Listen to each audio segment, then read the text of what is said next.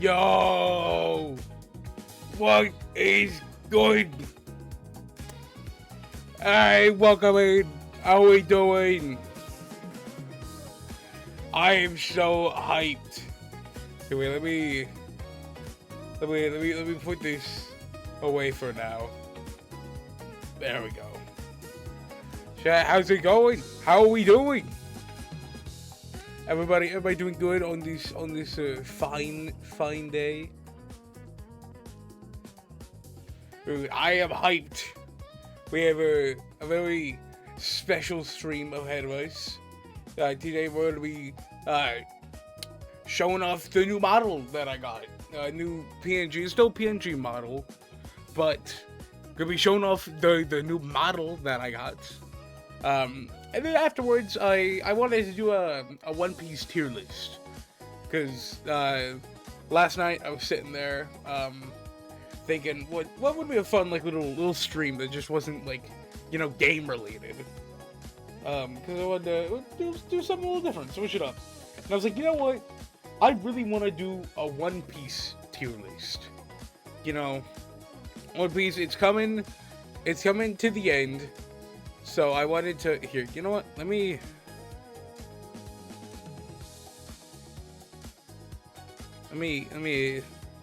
grab myself, actually make myself a little visible for this. So we're gonna use the old one for this.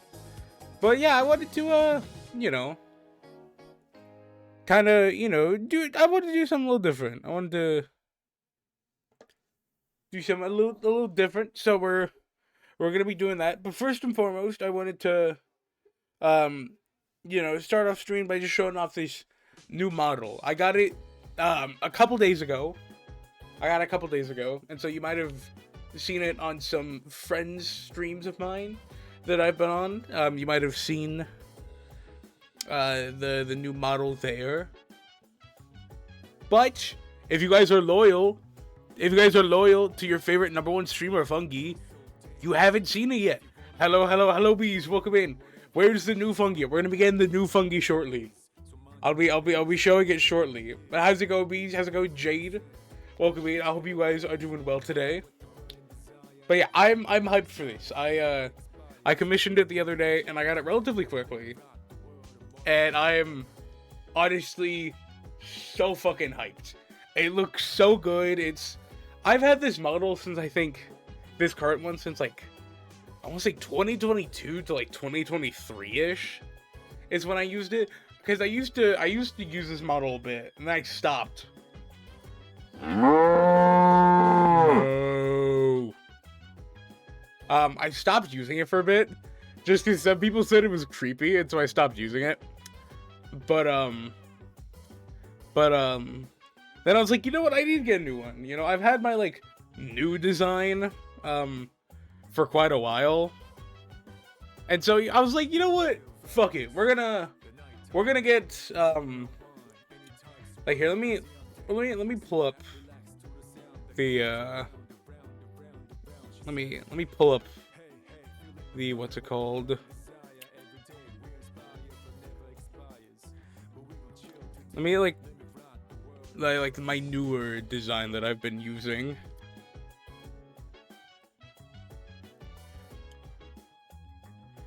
So let me show you guys that, just as like an idea. So like, this is kind of like the idea of what we're going for. Here, let me move myself. This is kind of like the idea of what we are going for, right? You know, we got the profile picture that I have that Skibby made, the one up there of Eren, the Minecraft skin that I made, my sock puppet. You know, just kind of like, these are the basic stuff that I gave to kind of give an idea of what to go for. But what we got in the end is amazing. I love it. I totally am loyal and don't just have a really bad memory. Exactly. I love the Muppet Fungi. The Muppet model is really funny. That was like, I think the first thing I've ever like commissioned someone to draw, because I had that idea of just like a little reactive to use for people's streams. I've just had that for a while as just a funny idea in my head. And one day I was like, you know what, fuck it, I'm just gonna like commission somebody to do it. So I commissioned Skeepy, and it honestly turned out really fire. Hello chat, welcome in. How's it going? But yeah, I'm hyped because when I saw this model, I genuinely could not stop looking at the new model for like hours. I was just sitting there staring at it. Like, me and my friends were playing Valorant, and I would just have it on my second monitor, and I'd be looking at it. I'm like, oh damn, it's so good. It's so good. All right, but I think I've made you guys wait long enough, so I think it's time we show. I'm gonna lower myself down to give kind of like a dramatic reveal.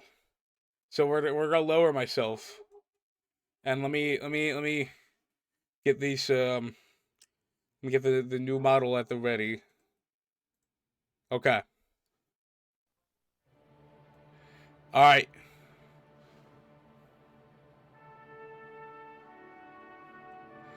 Oh, mushroom hat. Okay. Oh, oh, oh. Let's go! Yeah!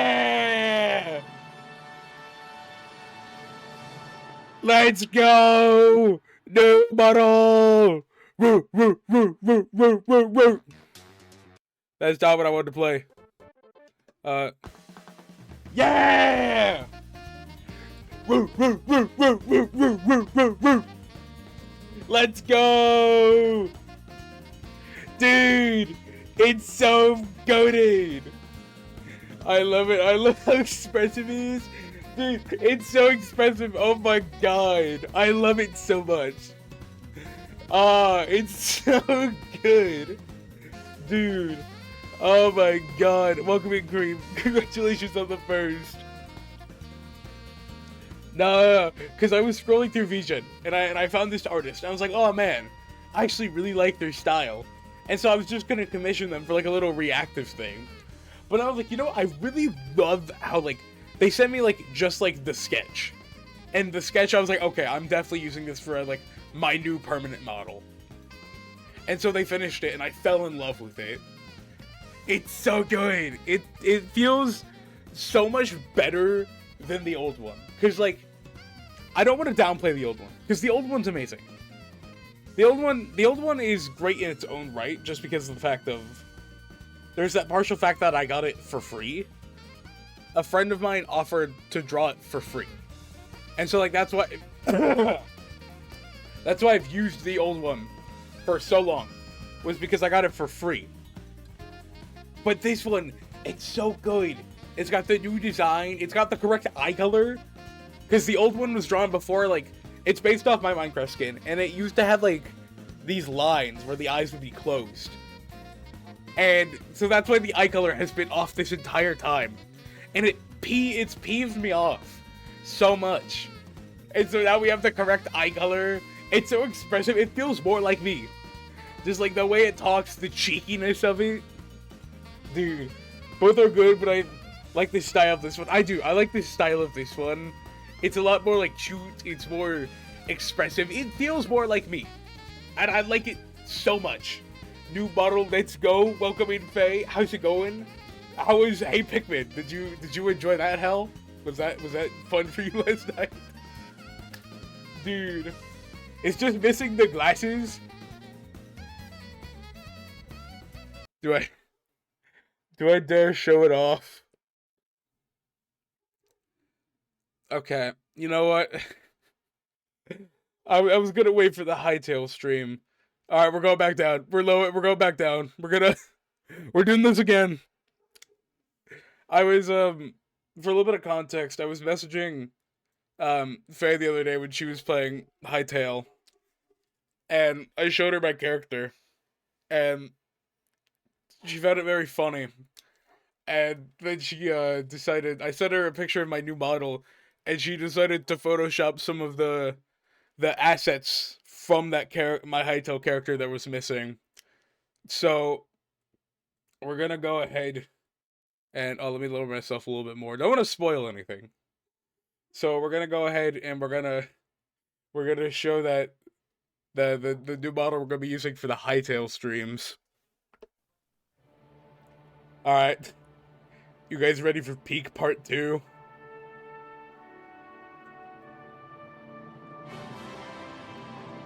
Hey guys, how's it going?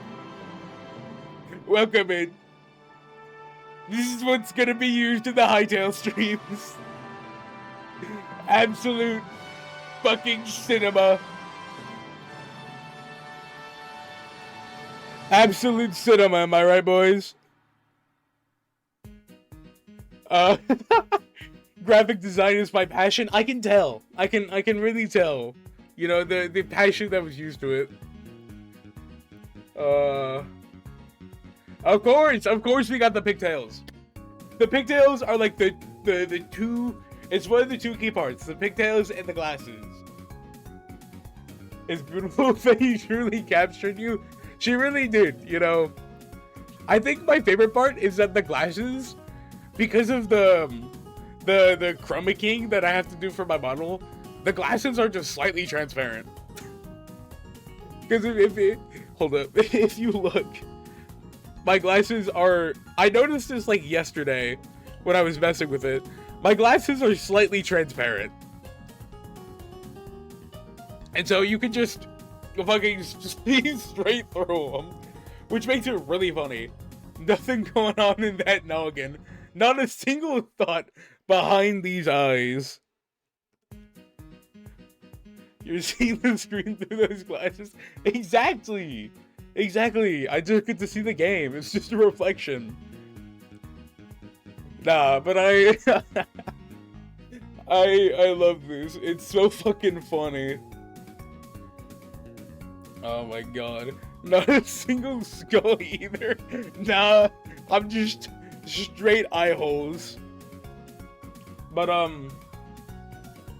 yeah, some other things also, by the way, because I've been messing with some like plugins in OBS. I've been messing with some plugins, and we actually have some new things that we can do.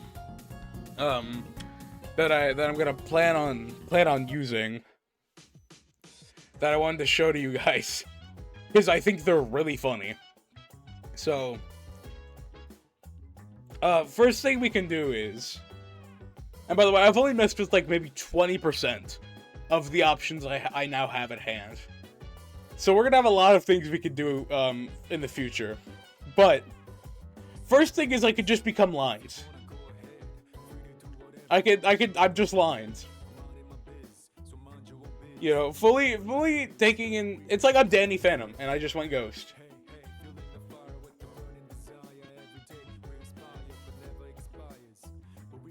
So I think that's pretty funny.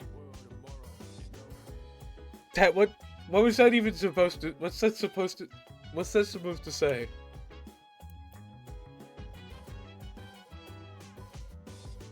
That's actually the intended way to watch stream. Yeah, guys, the intended way to watch stream is actually through my glasses. Second thing we can do is I have this like thing where it can slightly change the colors, like ever so slightly. This one might be my favorite.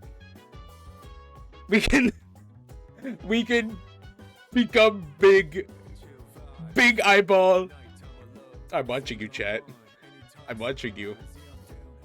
I'm always watching Wazowski. I love this one. It's so funny. Oh Lord, you looking? Stop looking at me like that. No, I'm looking. I'm looking at screen, and when I talk, I look over at chat. You can't escape my eye. I tried making both of them big. There might be a way, but right now the best I can find is just making the eye really big. Of course, we can also we can make it. We can shrink my face in. We can expand it. We can move it. We can move it to the middle. We can move it up and down. You know, really, Sauron. I am Sauron. I am the Eye of Sauron. Be scared. This is cool, like cell shaded one that I think is sick. There's oh fuck. There's that one that like makes me go crazy. And I found a funny thing with the cell shading. If you amp up the cell shading to where I look like a fucking monster, and then you mix it with the one that I just played for a second, I become a fucking demon. I'm a fucking demon. I'm turning this off because that's going to give like somebody a seizure. But yeah, I think it's cool. Haunting, literally nightmare fuel. What's this one? Oh, we become warbly. Chat, they put something in the fucking water. Is it just playing with your face like putty? Yeah, pretty much. Update the wiki. Remind me to never be in your stream when I'm high. Nah, chat. We could be high together. Dude, this looks like I'm on drugs right now. Our ceiling can't comprehend the power. Dude. And oh, I can schmoove. I'm just moving. I'm schmooving. I'm grooving. We have this one. I'm a cylinder. Fungi versus Goku Ultra Instinct. Goku can't even land a hit. Tell me Goku could beat this. Tell me. Oh, we have this one, which is like, hold up, let me. We have this one where it's like a circle, and so it's like a circle that's just on like whatever asset. So it doesn't work great on my model right now, but I had a cool stream idea where like we're playing a game, and I can only like see within that circle, which I think could be a pretty fun idea to do for something. We have this where I'm a hacker. Chat, I have your IP address. I'm sending a drone strike to your mailbox right now. We have this one where I'm moving around the screen. This is painful. I'll let you guys know. This is very painful. I'm in excruciating pain. Please send help. No, that's so rude. I'm sorry. That could be a redeem. Okay. Within the circle for 5 minutes. Oh, I thought you were talking about the fucking drone strike. Guys, 500 channel points. 5 gifted subs, and I'll drone strike a mailbox. That could be a redeem. I need to see if I know it'd probably be really hard to do, but I could see if I could set up something where I could do it automatically. If not, then I'll just do it a redeem automatically. I'll redeem it. I can choose the address. I was gonna ask whose address, but I don't want you to dox someone's address. But like, Trim, do you know a person you would want to drone strike? Really weird question. Timeout. Isn't that the redeem where you time yourself out? Hold on.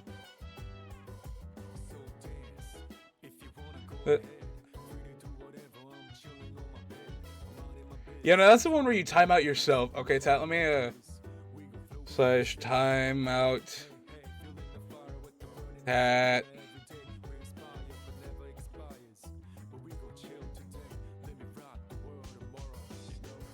Alright, Tat, you've been timed out for 100 seconds. I know several. Ooh. Interesting. Now I'm curious who. Yeah, I'll drone strike someone for 5,000 points. I'm just saying, guys, if you have the channel points, you know, it's really out of my hands, you know, at a certain level.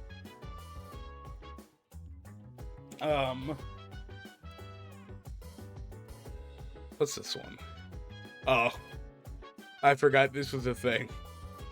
Hey guys, how's it going? We having a good day? And then I have this last one where I can just set myself on fire. Say it's not great, just because it doesn't work well with the green screen. Because like, what happens if I turn off the chroma key? Yeah, no, it's a little goofy. But I think you guys get the idea. We have cool things we can do. And so yeah, that, like I said, that's just like, I've just scratched the surface, really, with what I can do with that. And so I'm still looking for what I can really do with it. But yeah. Now what we're gonna do is we're gonna get into the actual meat and potatoes of this stream. Unfortunately, we can't sit here and look at the new model forever. Does this look good? Do I look good in the corner down here? Am I getting my good side, chat? Am I getting my good side? Yeah, let me just. Am I getting my good side? Do I look camera worthy? Am I pretty? Now it's time for spoilers the stream. You're getting your good side? Thank you. I appreciate that. But yeah, now it's time for spoilers the stream. Big spoiler warning. Say very big spoiler warning for today's stream. Here, let me just change this title real quick.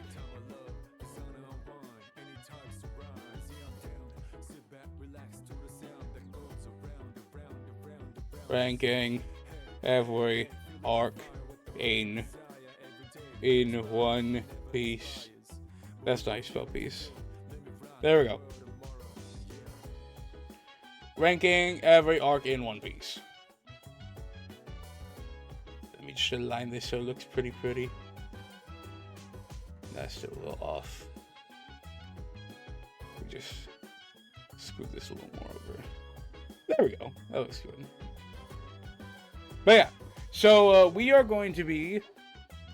Where is it? Where did I put it? Bam! So, like I said, I last night I had the fun idea of doing this. So I went ahead and set up a tier list with every single One Piece arc. Can't wait for someone to join in on the single best spoiler images. Listen, I'm putting a. Do you guys want me to put a spoiler warning? Hold up.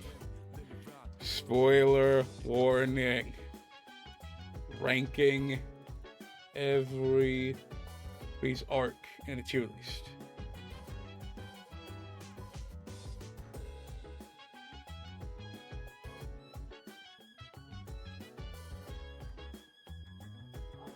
Alright, there we go. I made sure to put a spoiler warning. Got a big spoiler warning on the bottom there. Just because I want you guys to keep in mind. If anybody plans to, or wants to watch One Piece, I would recommend not watching this stream. Or, like, muting it and leaving a lurk. Because as much as, you know, I want to yap about One Piece, I obviously don't want to ruin it for anybody. Yeah. But as you guys may or may not know, I am a big One Piece fan. I've loved One Piece for 4 years now. I've loved One Piece for a while. It's the key thing. I actually used to be a One Piece hater. Back in middle school, I hated One Piece because I gave it one try, watched like 3 episodes, and I was like, oh, this is ass. This is ass. This is also back when I thought that My Hero was peak. But like, back when it wasn't. Back when it wasn't cool to like anime. I thought My Hero was peak. But I got converted. My friend convinced me to watch One Piece. And now I'm probably one of the biggest One Piece fans you will know. And so today I wanted to go through and I wanted to kind of rank all the arcs, since we are starting to get we're starting to get close to the end of the show, right? Right now, they're starting to do this new thing they have going on where it's more seasonal. So like they'll have 3 months where they'll release like 12 episodes and then a 3-month break, and they'll do that like 2 or 3 times in a year, which I think is a good idea. Really, it stretches it out more, leaves more anticipation, leaves more time for animation and more time for the manga to have room, so they don't have to like do bad pacing and they don't have to do any filler, which One Piece has been doing good. With filler, they haven't had any filler episodes for I think the last like over 100 episodes. For over 100 episodes, they haven't had any like strictly filler episodes. They've had moments where they stretch things out and they've had filler, but they haven't had any distinct full, this is a filler episode, in like over 100 or more. So, yeah, I wanted to go through and I wanted to rank all of the arcs, kind of talk about things, you know, maybe talk about where I personally think things are going. Right now I'm fully caught up on the anime. I'm almost caught up on the manga. I'm like, I think 20 chapters or so behind the manga. But a important thing that I want to do is we have to decide.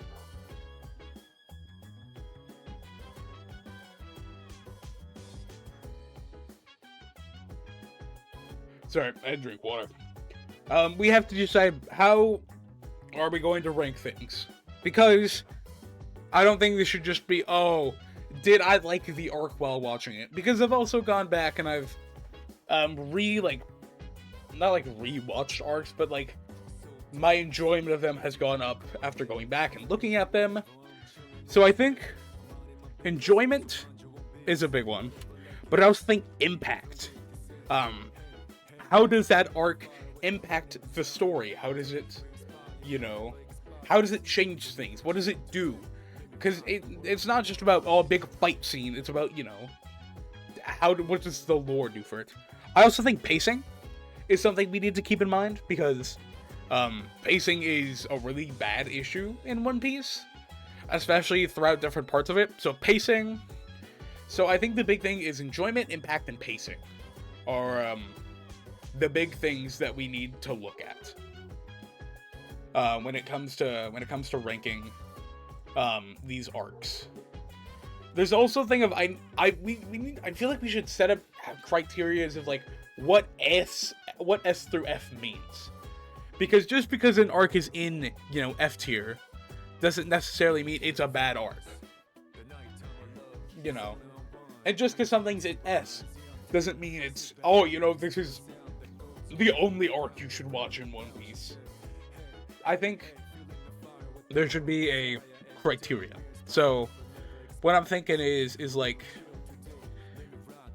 S, A, B, C, D, and F. You know what these mean. S is like absolute One Piece. Absolute One Peak, even.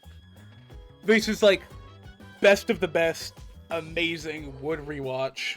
I don't know if like would rewatch, but like amazing. are like near perfect. Near perfect, I would say is what S is. B is like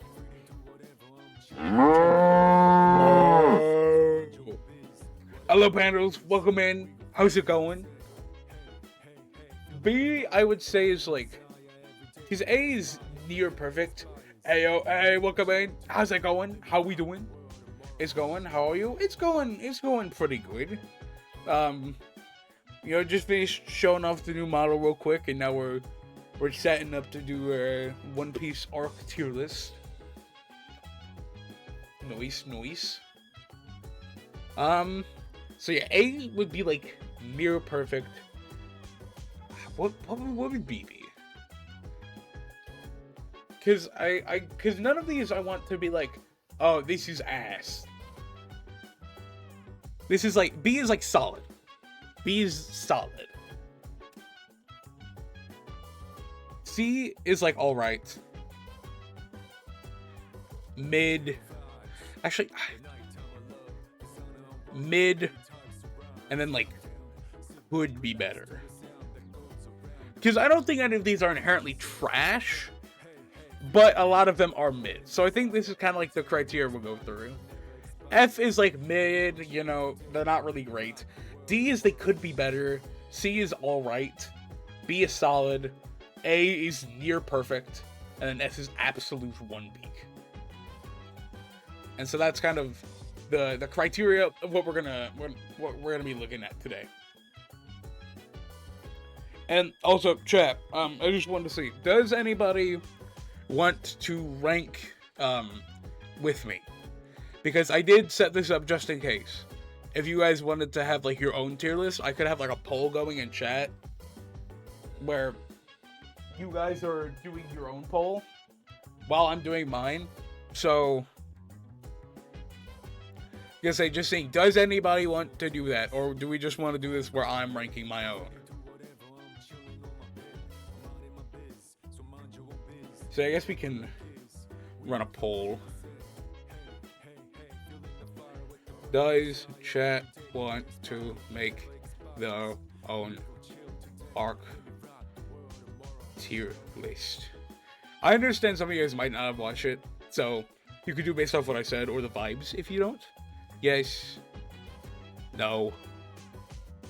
And we'll start the vote, kind of see how that's looking.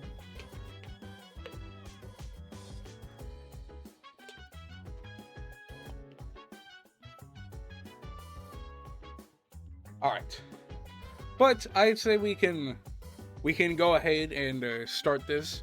We're gonna look at these one at a time, look at all the arcs, what they really have to offer, and then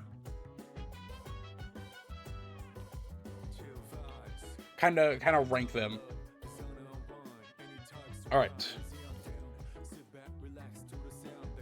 First up is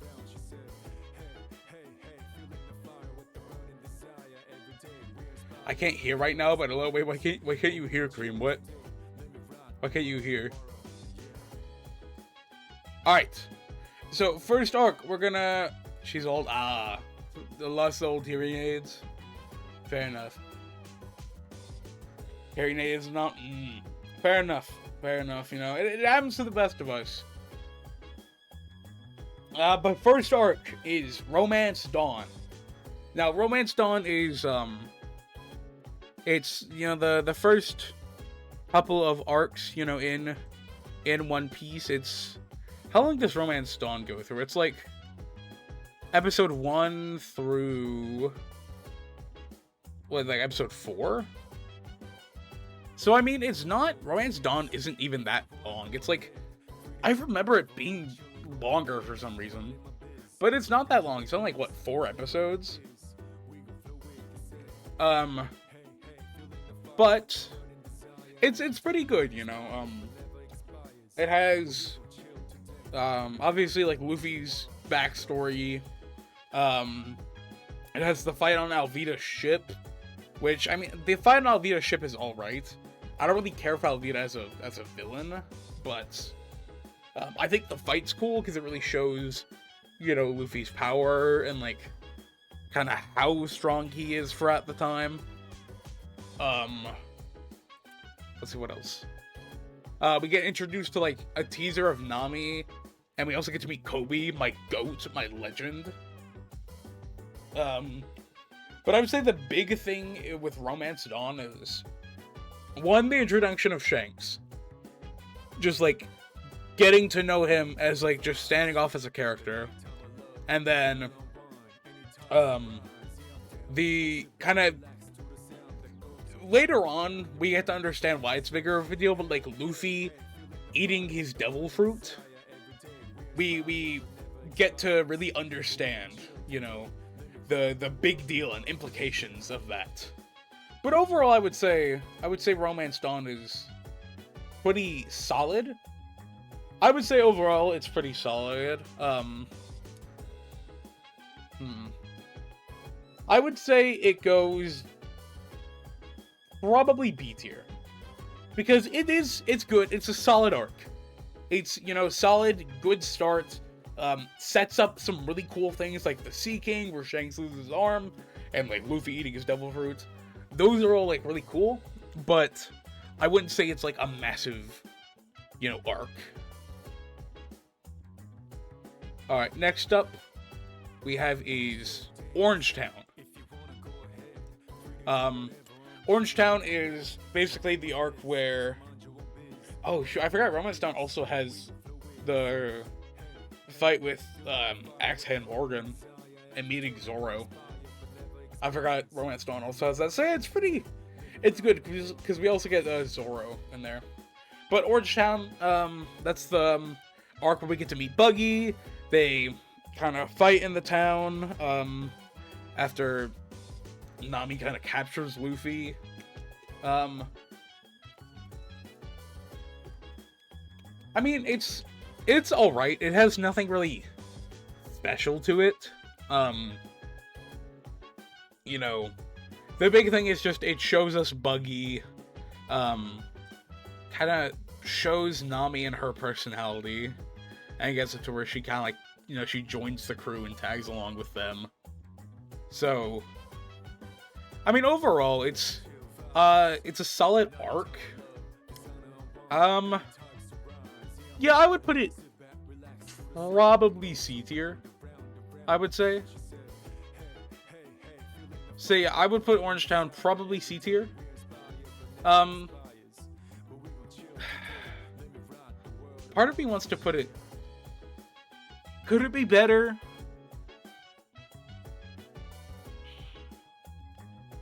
I'm putting could be better. Because, I don't know, the pacing, well, the biggest thing for me with Orange Town is it kind of gives us our first look at, like, the backstory, like, how much a backstory can do in the show. Because there's one part where there's a dog, and he's trying to protect this shop, and he's getting his ass kicked. And we get to see a backstory of, you know, him as a puppy and the owner kind of like raising him in this shop, and the shop's getting destroyed and he's really sad. That plus, honestly, the fights are pretty solid. So I'm gonna put it C. I'm gonna put it C. It's like, it's all right. It's an all right arc. It's nothing special. The enjoyment is fine. The impact isn't much, and the pacing is honestly pretty good. Because how many episodes is it? How many episodes is it? It's only like 4 episodes. Yeah, it's only like 4 or 5 episodes. That's not bad at all. Say early One Piece got hella good pacing. So honestly, yeah, I would say solid C tier. Next up we have is Syrup Village. Syrup Village was the first arc where I kind of felt it was dragging. How long is Syrup Village? Say it's episode, well, it looks like 9 through the 18. It's like 1, 2, 3, 4, 5, 6, 7. You know, it's like 10, 11 episodes. Honestly, 10 to 11 episodes isn't even that long. For some reason, I thought Orange Leaf was like a lot longer. Or what did I say? Orange Leaf? Syrup Village. I thought Syrup Village was a lot longer. It's cool. We get to meet Usopp. We get the Mary, the Going Mary, which is really cool. We get kind of the reveal of Kuro, and you know how he's been having this massive plan, how he's been a pirate, secretly hiding out, and it's really cool. No, here, let me delete that.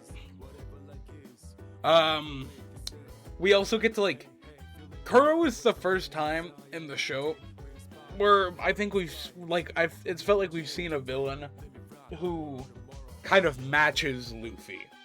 Because Alvida and Buggy, Alvida was definitely weaker than Luffy, and Buggy at the time I would say was still pretty, like, a bit weaker than Luffy. But Kuro was at, like, I feel at least the same level as Luffy, strength-wise. Because, like, there's the scene where Luffy goes out to punch him, and Brother just walks on his arm. Like, he stretches out his arm to punch him, and he just walks on his arm. And so, overall, I would say solid arc. We get to see the introduction of Mary. Yo, let me on this. Bro. Dude, nah, welcome in, how we doing, how's it going? But, honestly, I would say Syrup Village is, overall, I would say it's a solid arc. I would say it's, would I say it's near perfect? That's the thing, would I say it's near perfect, or would I say it's solid?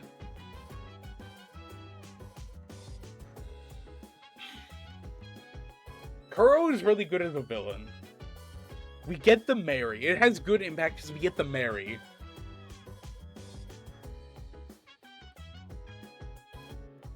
I mean, overall, what's bad?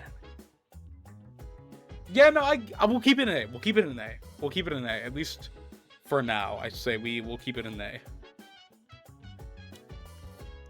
I would say it's alright, but Kuro isn't a badly written villain. That's the thing. Kuro is a badly written villain? I mean, what about Kuro do you think is a badly written villain? Because I think Kuro's... let me grab it as a whole. There we go. I mean, I think he's interesting. I think, ex-pirate who went undercover for years on this island and happens to be, attacking. His motive, way of getting Kaya's fortune is bad. I mean, his way of getting Kaya's fortune isn't just killing her and, like, faking her will or whatever. You know, that's fair. I still think it's a solid arc. I'll put it, like... I think I'll put it front of B, is where I'll put Syrup Village.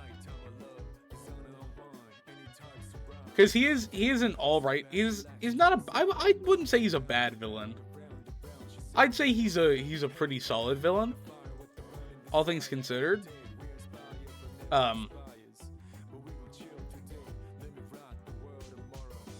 He could have just stolen that he's a pirate. True, but he was also trying to, like, hide from the world government, you know? He was trying to kind of, like, keep undercover to get his name off the heat, right? I think that was his entire thing for it. But I think top of B is pretty good. Next up is Baratier. Honestly, I think Baratier might be my, like, first, like, pre-Grand Line arc. I think it's good. The location's really interesting. Because the restaurant on the water, we get to meet Sanji, who I think he's really cool. I like Sanji a lot, especially when we first get to meet him. We get to see his whole backstory with, what was it, like, Zeph. And, you know, how he was, like, this kid on a boat, and then pirates came in and ransacked them, and he hated pirates. But then we get to see the sacrifice that Zeph gives for him, and them struggling on that, you know, like, rock for weeks on end.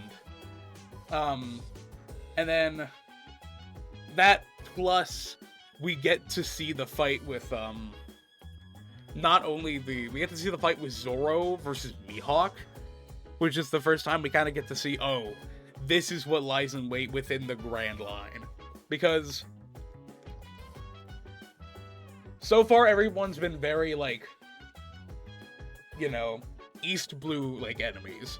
Nobody's been, like, really super strong. Nobody's been super intimidating. It's been like, oh, you know, like, these guys, they're manageable for the level of Luffy and the gang are at. But then we get to see Mihawk roll in, and it's like, oh, this is a step up. So honestly, Baratie is a solid arc.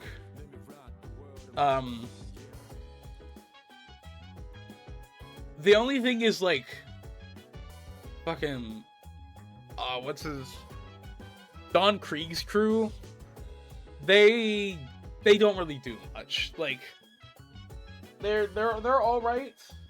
It's just like, it's just kind of like they're there. Nobody remembers Baratie for Don Krieg and his crew. So I think it goes in a, I think it's near perfect. I think it's a near perfect arc. Next one we have is Arlong Park. Arlong Park is honestly a really good arc. You know, we kind of get Nami betraying the crew. We get to see her whole backstory. Her island getting taken over. This is kind of like our first look at Fishman. And the relation that Fishmen, like, share with humans. And kind of like, you know, the racial, like, the racism boundaries that they kind of have. You know, where Fishmen, well, we don't get to really see the hatred humans have for Fishmen, because this is more focused on, like, Arlong's hatred of people. Which kind of, like, boosts later on arcs like Fishman Island. But overall, as an arc itself, I think Arlong Park is really good. Arlong might be my favorite East Blue enemy. I think he might be my favorite East Blue villain. Just because he's, you know, at the time it seems like he's evil for evil's sake. But then we kind of, like, learn later on why he is what he is. Why he acts the way he does. But overall, I would say Arlong Park is solid. I would say it's near perfect. I'd say it's about, like, behind Baratie. That seems like a pretty good place to put it. Then we have Log Town. Log Town arc is something. Log Town arc, let's see, we go in there, we get to meet Smoker, which is, like, our first, well, Paramecia, I think, is the right one. I get the Paramecia and Logia confused, because sometimes, but I'm pretty sure it's Paramecia. He's the first Paramecia user we get to see. Buggy and Alvida, they're kind of, like, team up and trying to kill Luffy. We get to see, like, Luffy up on the execution stand, kind of symbolizing him as the next Roger.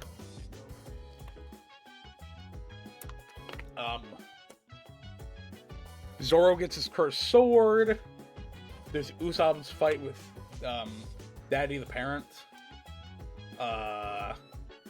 And we also get the introduction of Dragon at the end of it, which is pretty cool. Overall, I would say Logtown was alright. I would say Logtown is alright. Nothing to write home for. I do think it's better than Orangetown. Honestly, I think I might move Orangetown down to D tier. The more I think about it, the more I'm like, okay, I think I'm gonna move Orangetown to D tier. So, yeah, I'll move Orangetown to D tier, and I think Logtown it's a good solid C. You know, it prepares us for what's gonna go down within the Grand Line. Then the next one we have is Reverse Mountain. Which Reverse Mountain's only like 2 episodes long, I think. But honestly, a lot happens. You know, they enter the Grand Line, they meet Laboon, setting up Brook's whole backstory. And then they get to meet Crocus as well, which later on we learn how he's a big character and how it's like really cool and like kind of symbolic that he, you know, sits there at the entrance of the Grand Line. You know, he sits there kind of like watching the pirates who enter, you know, as someone who's already gone through all the Grand Line, seeing what all the world has to offer. Overall, for being 2 episodes, we get a good amount. And then we also get, like, kind of introduced a bit to, like, our setup for Baroque Works. And how, like, that's all gonna go down. Honestly, I would say Reverse Mountain might be, like... I would say it's between Romance Dawn and Syrup Village. You know, because we don't get a whole lot from it, but it sets up... Actually, okay, if we're going off of the criteria of enjoyment, impact, and pacing, I'd honestly say it's better than Syrup Village in those categories. Yeah, because we get set up for a bunch of different things. Looking back, it's really cool. So I would say top of B is good for Reverse Mountain. Next up is Whiskey Peak. Let's see, what all goes down in Whiskey Peak? We get really, like, the kind of... I think we get the big introduction of Baroque Works. Zoro beating the 100 Swordsmen. Not a lot really happens here, I'm gonna be honest. It's the first actual island of the Grand Line, but I'm gonna be honest, I don't really like Whiskey Peak. It doesn't do much. It also has one of the things that probably annoy me the most in One Piece, and it's the the Luffy versus, like, the Luffy and Zoro fight. That annoyed the hell out of me. Like, even while watching, that fight annoyed me, because it felt so unnecessary. It's like, oh, they gave Luffy and the gang a bunch of food. Zoro finds out they're evil and beats them up. Luffy comes out and sees that he beats him up, is angry because they gave him food without listening to what Zoro has to say. It's like... feels like the most unnecessary, like... I know One Piece has a lot of, like, internal struggles versus, you know, Luffy and some of his crew members. You know, there's a good amount of, like, fights between Luffy and his crew members. You know, like, we've already had Nami betraying them. This is really, like, the only time Zoro steps out of line.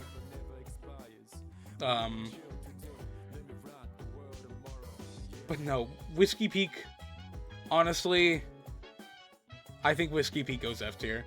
I think Whiskey Peak is going to be our first F tier just because it doesn't do anything. It had, like, probably one of the most annoying fights in the show. So overall, I'd say it's F tier. Alright, next up we got Little Garden. Let's see, what all happened to Little Garden? They went to Little Garden, they met Dorian Brogy, fought Mr. 3 and Miss Golden Week. Sanji gets information. I think that's about it. I mean, most of Little Garden's good. We get introduced to Mr. 3, who's probably, like, one of my favorite members of Baroque Works, just because I think he's really goofy. With, honestly, a really strong Devil Fruit power. I feel like most people overlook Mr. 3's power, because it's really good, if it's used correctly.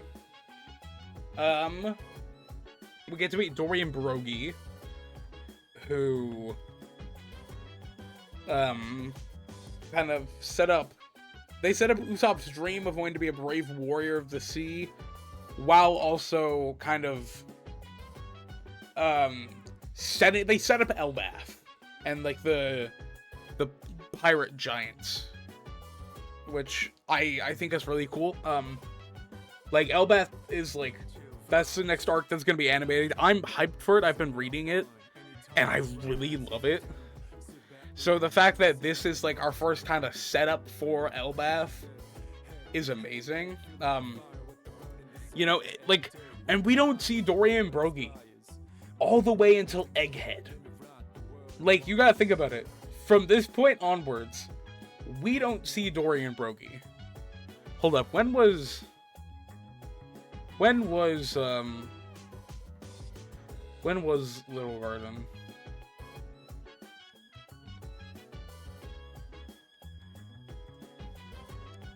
Alabasta. When was Little Garden? Yeah, no, Little Garden was, like, around here. Around these few episodes. Yeah, episode 70 to episode, like, 78. So, it's not super long.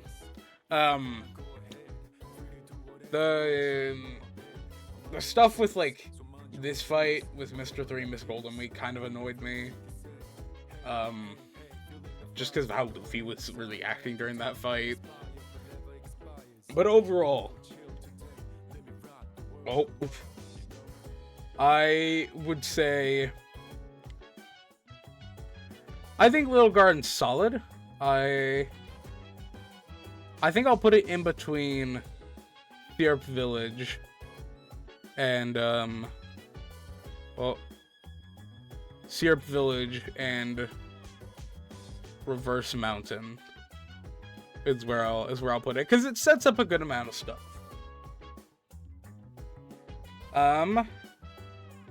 Next arc is Drum Island. So let's see. Drum Island, we get the reveal of Chopper and his whole backstory, which I fucking love Chopper's backstory. We get probably one of the first coolest moments in One Piece, with Luffy on top of like the building, holding up Hero Luke's flag, which is, I love that moment. You know, we have like Nami, who got sick from Little Garden, so there's that added pressure.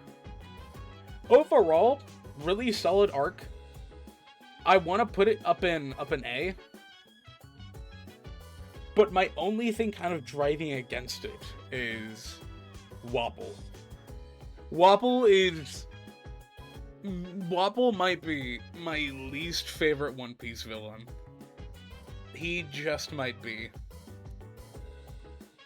Because holy shit, he's annoying, dumb as fuck.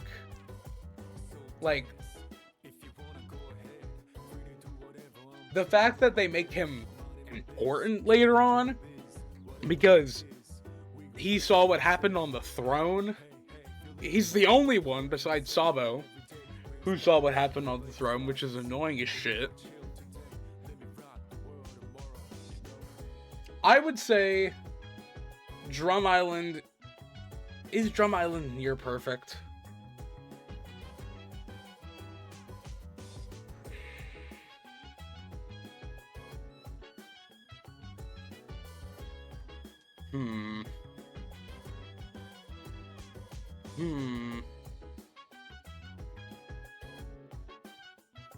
Honestly, yeah. I think Drum Island is near perfect. I think it's near perfect. If they had a much better villain, I'd love Drum Island a lot more. Alright, next up we have Alabasta. The first really long arc that we get in One Piece. But a lot happens in it.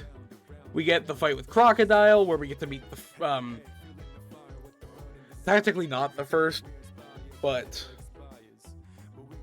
Yeah, technically not the first, but it feels kind of like the first. At least when I watch it, it felt like... Well, no, because we got to meet, Mihawk, who felt him like an impossible, you know, fight. And then we get to where we have to fight Crocodile, and so it feels that same way, but it's something we have to overcome. You know, you have to beat him so you can, like, basically free Alabasta. We get to really meet Robin. We get to meet Ace, which is really cool. Luffy's brother. Let's see, what else really happens? I mean, that's like the big things. I think this is where we learn about poneglyphs. Yeah, this is where we learn about poneglyphs and how they have like the ancient history. Yeah, no, the individual fights I think are all really good. The setting of Alabasta I think is really sick. Crocodile's fight with Luffy is really good, just because it feels like an impossible hurdle. It feels like he can't win. You know, because obviously Crocodile, you need Haki to beat him, and so Luffy can't really do anything, but he just so happens to find his weakness, which is water. So overall, oh, I did it again. Alabasta might... Is Alabasta a perfect arc? I would say Alabasta is our first perfect arc. I would say so. I would say so. Alright, next up we got... moving away from the Alabasta saga, we have the Skypiea saga. Starting with Jaya. Jaya, I really like Jaya. If we're going purely on enjoyment, I think Jaya might be the ones I enjoyed the most. You know, we get to meet the guys, talking about Nolan's backstory.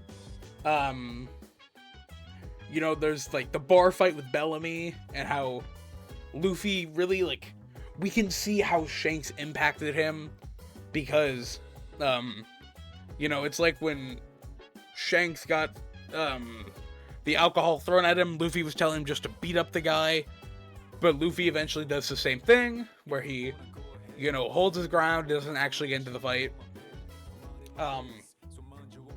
Then, at the end of it, dude, one of the coolest moments in early One Piece is, not only, this moment, I love this moment. Because it sets up, even before they set up Blackbeard, it sets him up purely as someone who's the exact opposite of Luffy. You know, Luffy loves the alcohol that the bartender gives him. Blackbeard hates it. You know, Blackbeard loves the pie that they're given. Luffy hates it. They are literally set up from the beginning as the exact opposites of one another. And then, later on, like, at the end of Jaya, it has that moment where it's the shot of Blackbeard and, like, his 3 crew members, and kind of, like, reveals them to be, like, this new pirate crew who's setting up. That's such a cool moment. That's such a cool moment. And then his speech talking about, like, where the dreams of pirates will never end. That's also a really good moment. So I don't want to put it in S, because I don't think it's deserving of S. But I think... No, it's not ahead of Baratier, but it's definitely ahead of... I'll put it in between Baratier and Arlong Park. I think that's a good ranking for it. Because I would say it's a nearly perfect arc.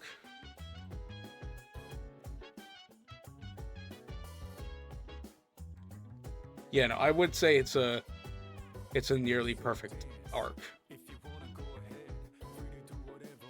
Alright, next up we have is Skypiea. Skypiea is really cool because we get to this is our first look at like a really different world with different kind of like race of people, the Skypieans, I think that's what they're called. We get Enel, who is one of the coolest One Piece villains, and that a lot of people are still waiting to come back. We get the giant bell, with the letter from Roger, which we eventually learn how that got there. And I think that might have been the first... Was that the first time Joy Boy was mentioned? I think that might have been the first time they mentioned Joy Boy. Once again, we see an incredibly impossible enemy that the only reason they were able to beat is because of Luffy's rubber powers. Because Luffy just so happened to be a rubber man, they were just able to beat Enel. Overall, I think Skypiea as an arc, it's insane. It's so good. If you're looking at it just from the arc. Like, if you're looking just at the arc itself, it's really good.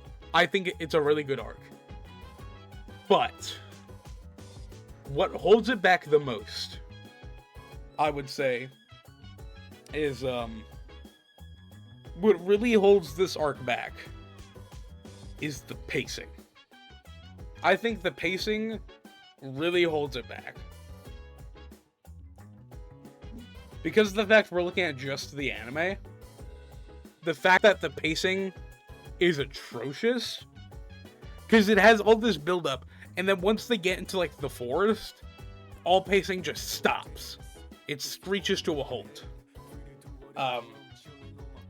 Which I think it's I don't know, it's really bad. It's really bad for me. So honestly, because as an arc itself, I probably put it in absolute peak, but the pacing alone,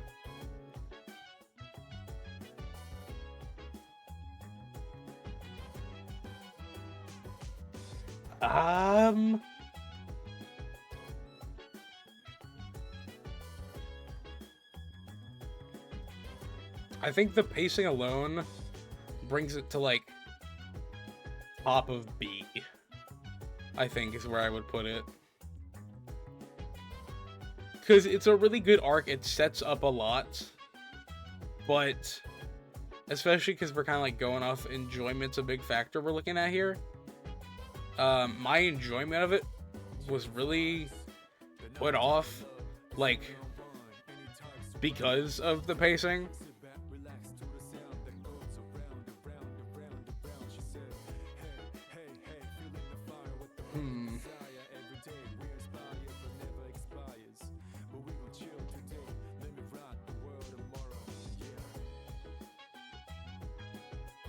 I'm looking at these, and I'm wondering if any of them should go a bit lower. Honestly,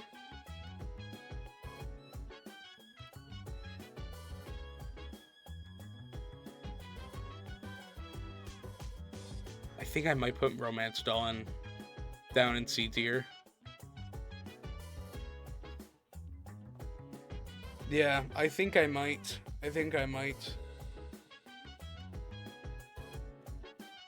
don't know. I'll put it there for now. Like I said, we'll go back and we'll adjust later on. But yeah, I think I'll put for now Skypiea in B tier, because it's solid, but it's destroyed by the pacing. The pacing on it is atrocious. All right. Next up we have is Long Ring Longland. Long Ring Longland is very interesting arc. You know, they get off Skypiea. This is really where they just play the games with Foxy. It's all right. A lot of people say it's filler. It's technically not filler. It's canon. I mean, it's all right. The first round is very like it has that risk of like, oh, Luffy's gonna lose his crewmates. Overall, like the first round was boring just because they were like you would see them rigging all the games, and it's like it's. The second games were cool. I really liked the ball game with like Zoro and Sanji. Was it like the third one was the roller derby? I think that was cool. Foxy, I wouldn't say he's a good villain. I like him as a villain. I think he's funny. He has a very powerful ability that if it was in the hands of anyone else, I think they'd be insanely powerful.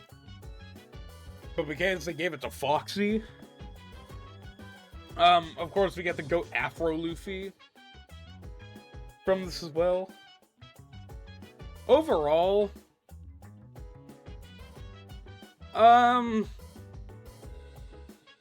I'd say, I mean, I'll put in could be better. It doesn't do much. Let's say it feels very, like, a little filler. Like, a lot of people say it's filler. Like I said, I personally enjoyed Long Ring Longland. It's just, it didn't do much. It didn't really do much.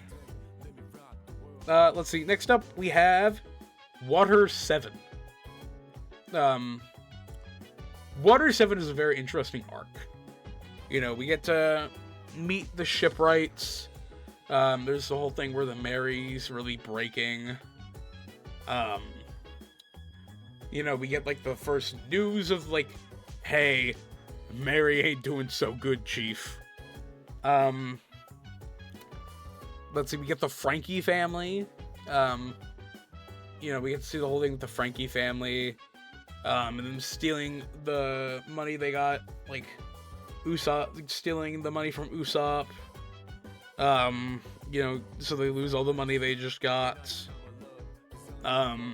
We get to see the fight between Luffy and Usopp, which, out of all of the people who have left the crew, that one might be my favorite.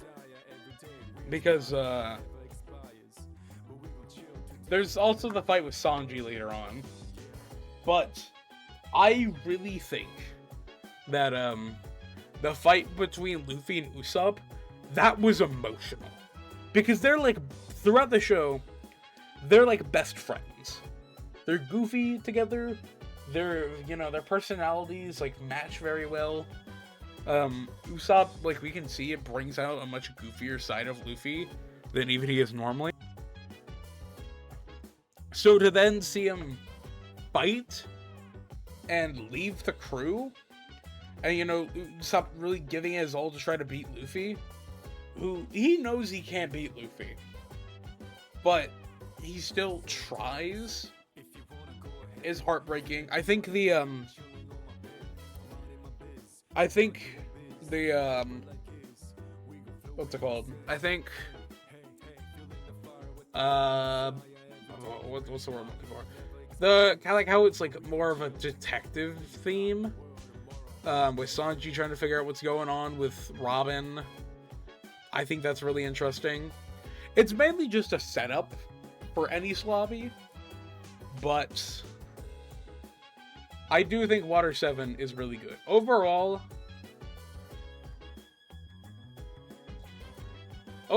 I would put Water 7 in B tier. I think Water 7 is a good, solid B tier arc. It does a lot of things well. And so yeah, I think it deserves a solid B tier spot. Next up is a big one. We have Enies Lobby. Enies Lobby. Oh, here, give me 1 second.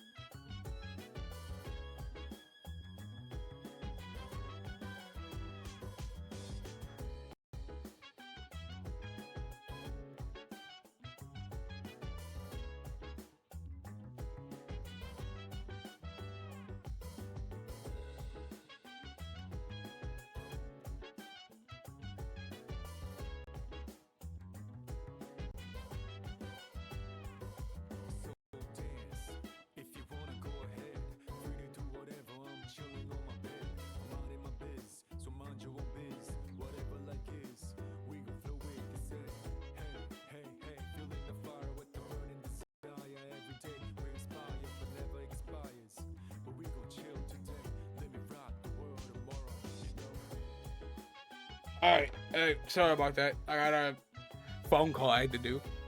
Okay, so, we have Annie's Lobby. Annie's Lobby is it's an interesting arc. You know, they take Robin and Frankie. We get to meet more giants who were, like, tricked into working into the government. We get the battles with CP9. We get the battle with Luffy and Rob Lucci. We get Second Gear, which, is, like, the first big jump in Luffy's strength. We also get Third Gear. Yeah, no, we get Second and Third Gear both in Enies Lobby. Overall, I think Enies Lobby is a solid arc. Enies Lobby is definitely better than Alabasta. Say, Enies Lobby might be Enies Lobby is the best arc so far. And then we have post Enies Lobby. Let's see here. This is where we get to see Kobe and Helmeppo for the first time. Since like, say, that was like Orangetown, where they, I think, or no, that was Romance Dawn, where they left Kobe. Yeah, no, they left Kobe back in Romance Dawn, so it's been all these arcs, and this is the first time we get to see him. The reveal that Garp is Luffy's grandpa. What else do we get? The reveal of the 4 emperors, I believe, happens in this. Overall, solid arc. You know, I would say that this arc is pretty solid overall. I would say, okay, here, I'm gonna do some moving. I'm gonna move Syrup Village down to C tier. Yeah, I'm gonna move Syrup Village down to C tier. And then I'm gonna move Reverse Mountain and Little Garden back. And I'm gonna put Post Enies Lobby there instead. Because, Post Enies Lobby is kind of like Reverse Mountain, where it's not that long, but we get a lot of, like, lore and build-up stuff. So I think it's really good. Next up we have is Thriller Bark. Thriller Bark is a really interesting arc. How long is Thriller Bark? Now that I'm asking. How long is Thriller Bark? So we have Skypiea. Thriller Bark is episodes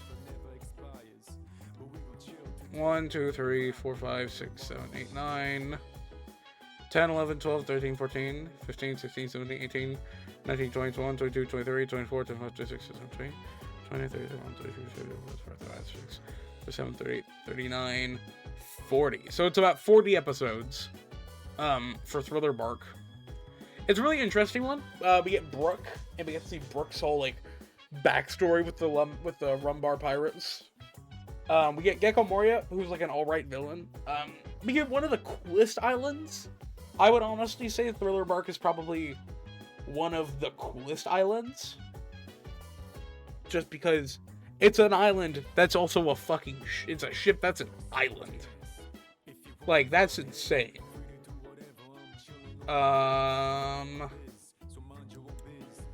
Yeah, we get some really cool fight scenes.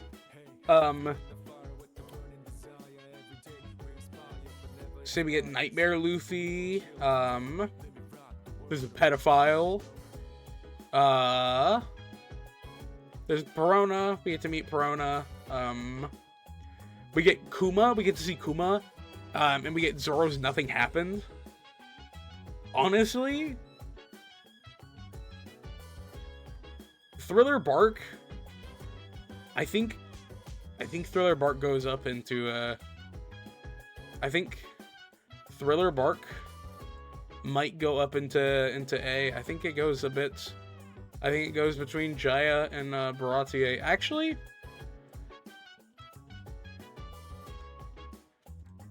you know what?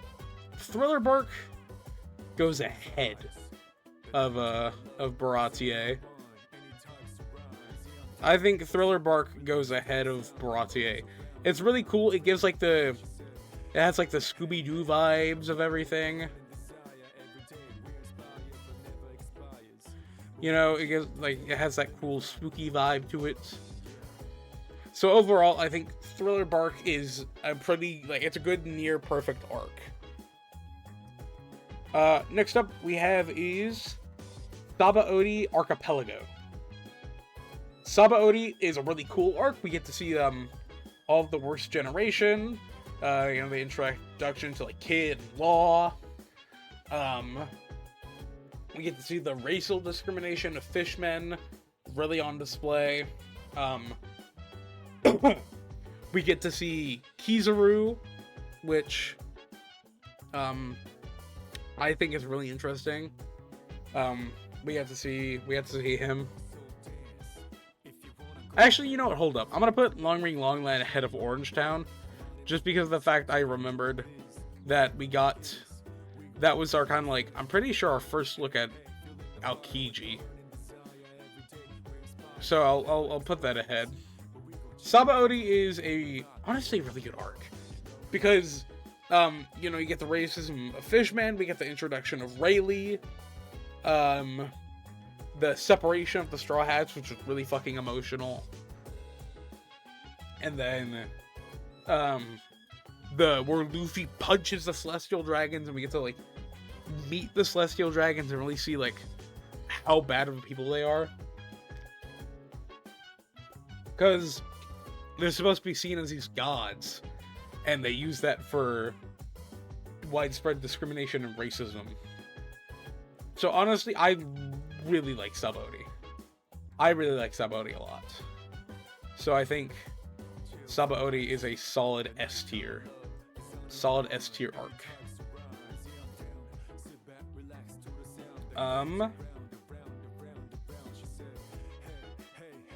Honestly,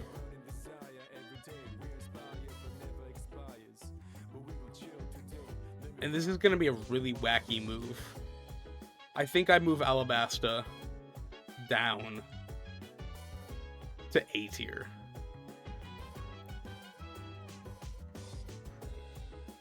Actually, no. That was me putting a lot of my personal opinions, but I gotta look at it as what we set up. Alabasta is definitely an S tier arc. Then we get Amazon Lily. Let's see. Amazon Lily, I mean, we get to see the Straw Hats all separated. Introduction of Boa Hancock. I mean, it's really whatever. It's I'm gonna be honest, Amazon Lily's kind of meh. Amazon Lily's kind of... Oh, I don't know what I did. Amazon Lily, kind of mid. Doesn't really do anything for me. So it just doesn't do anything special. The arc itself.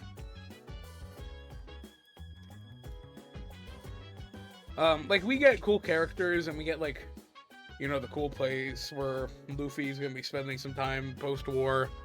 But overall, Amazon Lily, the arc doesn't really do much. Then we have Impel Down. Impel Down is a really fun arc. It's, you know, it's like a prison break arc. Luffy, it's really cool, because I love prison breaks, and so the fact that they're doing a prison break, but it's vertical, you know, they have to go down to save Ace. I think that's really cool. We get the reintroduction to a lot of cool characters, with Buggy and Mr. 3 and Bon Clay and Crocodile, and we get to meet Jinbei. There's also Magellan, who I feel like people don't talk about this enough. Magellan is the first villain that we get to see in One Piece where it's really oh man, this guy is, like, unbeatable, right? You know, because Luffy tries fighting him, and he gets badly damaged because he's made of poison. And this is before Luffy has Haki. And so, like, they can't do anything. All they can do is run. So, overall, Impel Down is easy, easy top of S tier.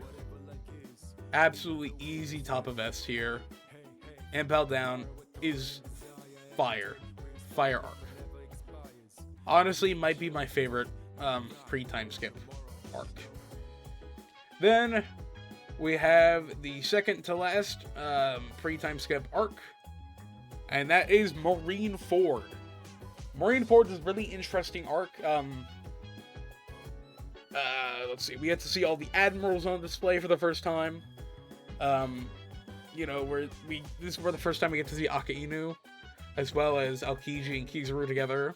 Large amount of the Navy. We can see Garp and, like, his internal struggles. Because, like, a lot of people say he's just standing there, and he is. Because he doesn't know what to do. It's, you know, his grandson, but also he has duties as a Marine. Let's see. We get Whitebeard and all his crew together. You know, this is like the first all-out war that we get to see in One Piece. You know, where everyone's having crazy fights. You know, like there's the 7 warlords going at each other. And then Luffy comes down to the ship and the prisoners get into the action.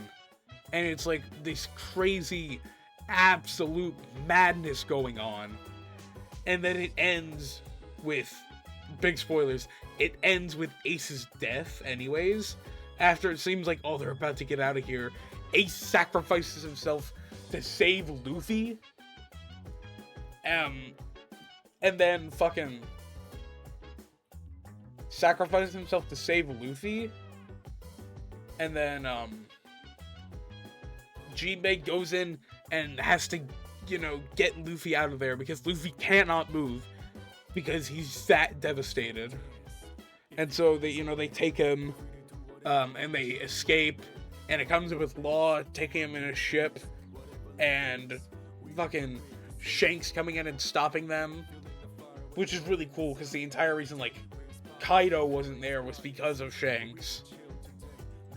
So overall, Marineford's really good. Okay, it's better than Sabaody, it's better than Alabasta. I would say it just etches out Enies Lobby. I would say just barely. And I'd say the only reason it etches out Enies Lobby is Ace's death. I think Ace dying is really the only thing that really etches out Enies Lobby as the victor. Or Marineford over Enies Lobby. And then finally, we have post-war. Post-war, we get to see Luffy's backstory. You know, we get to meet Ace and Sabo for the first time. Kind of learning, like, you know, at the time, we think that Luffy has lost both of his brothers. You know, we get to think, like, he's lost both of his brothers. Sabo died when they were children, now Ace is dead, and so Luffy's just kind of alone. And we get to see what else the crew is up to. Honestly, it's I'd say it's alright. It's like, it's I would say top of C. Top of C. It's, you know, pretty good arc. You know, it's alright, all things included. You know, it mostly is just there to show Luffy's childhood and where the crew is doing. But yeah, so let's see. Is there anything, before we go into post-time skip, is there anything that we want to change? I think Whiskey Peak and Amazon Lay Down in F tier are fine. Long Green Longland and Orangetown are also fine. These arcs, I would say, are all pretty equal. These arcs are all pretty evil, or even. Skypiea, the only thing wrong is the pacing. That's like, I want to move it up to A, but it's being held back because of its pacing. Drum Island, Arlong Park, Jaya, Baratier, Thriller Bark, I would say, are all like near perfect arcs. And then all of these are perfect arcs. Is Marineford ahead of Impel Down? No, I think honestly Impel Down is top tier. Alright, next, we now have post time skip. So we're going to be going into every arc that happens post time skip. There's a lot less arcs, but a lot more happens. And first up is Return to Sabaody arc. I mean, it's really whatever. The biggest thing about it is that we get to see the new Straw Hat designs. Kuma was protecting the ship. Yeah, overall, I'm gonna put it like D tier. Like I said, we're going off of the original. We're going off of the the original anime because I know they recently just adapted it to be a bit better, where the pacing and animation and everything is better. But if we're going off the original, it's D tier. It's pretty D tier. Twin, I'm at Popeyes. You want anything, JD, what are you doing here? You're gonna get spoiled. Yeah, can you grab me some mac and cheese? Actually, I could tear some mac and cheese right now. So if you grab me some, I'd appreciate that. And some biscuits. But how's it going? Are you doing well? Are you heading back today? Is that today or is that tomorrow? But yeah, JD, you can't look. This is spoilers. This is literally all spoilers. You need to watch One Piece.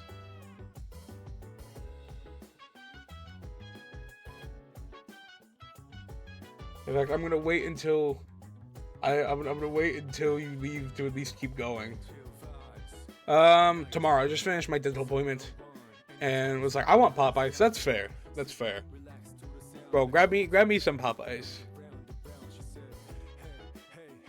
You asked if I'll remember any of this. I mean, okay. I don't know if you've been in here. I've been given some crazy ass spoilers. Like, there is a reason I got the spoiler warning at the bottom of the screen. And that's because this shit, we're getting deep. Especially with, like, post-time skip. This is where shit gets like, crazy lore heavy. I like just here. Just here. Type shit.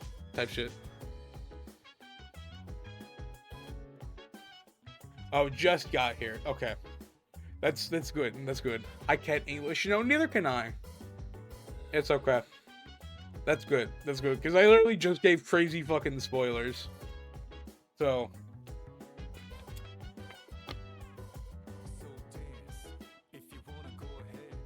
Woo!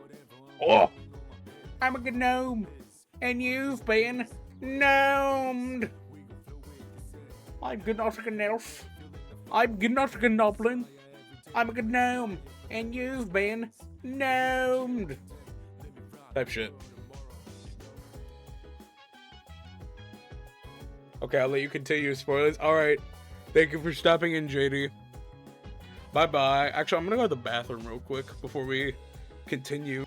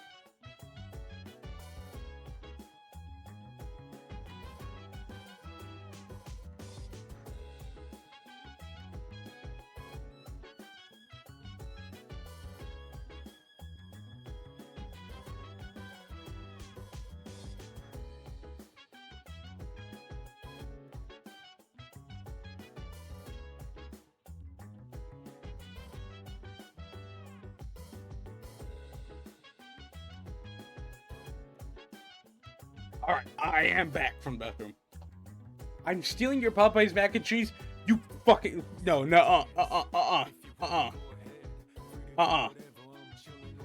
You give me my fucking mac and cheese back. You give me my fucking mac and cheese back right now.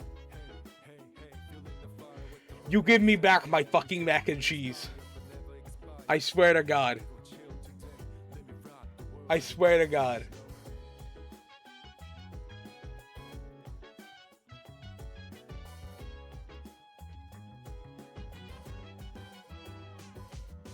You give me back my goddamn mac and cheese. You motherfucker.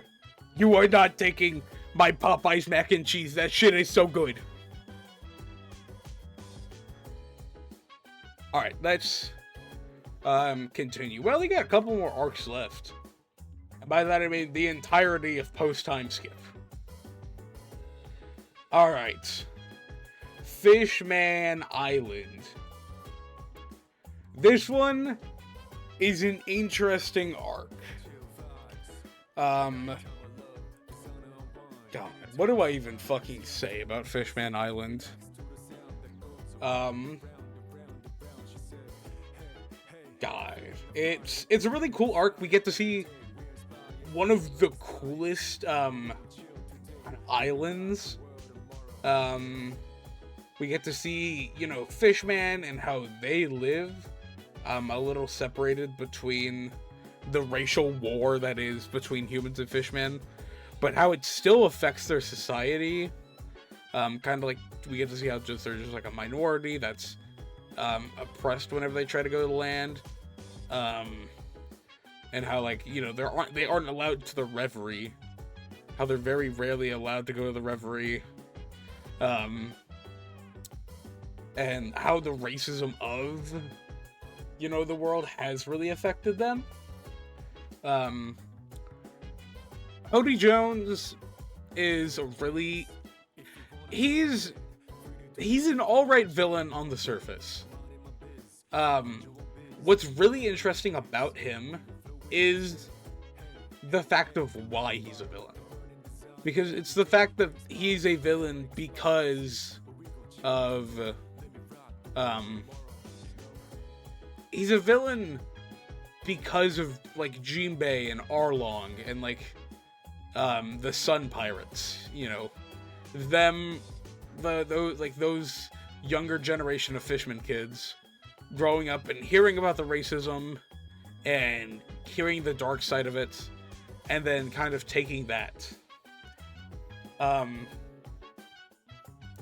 The biggest thing though with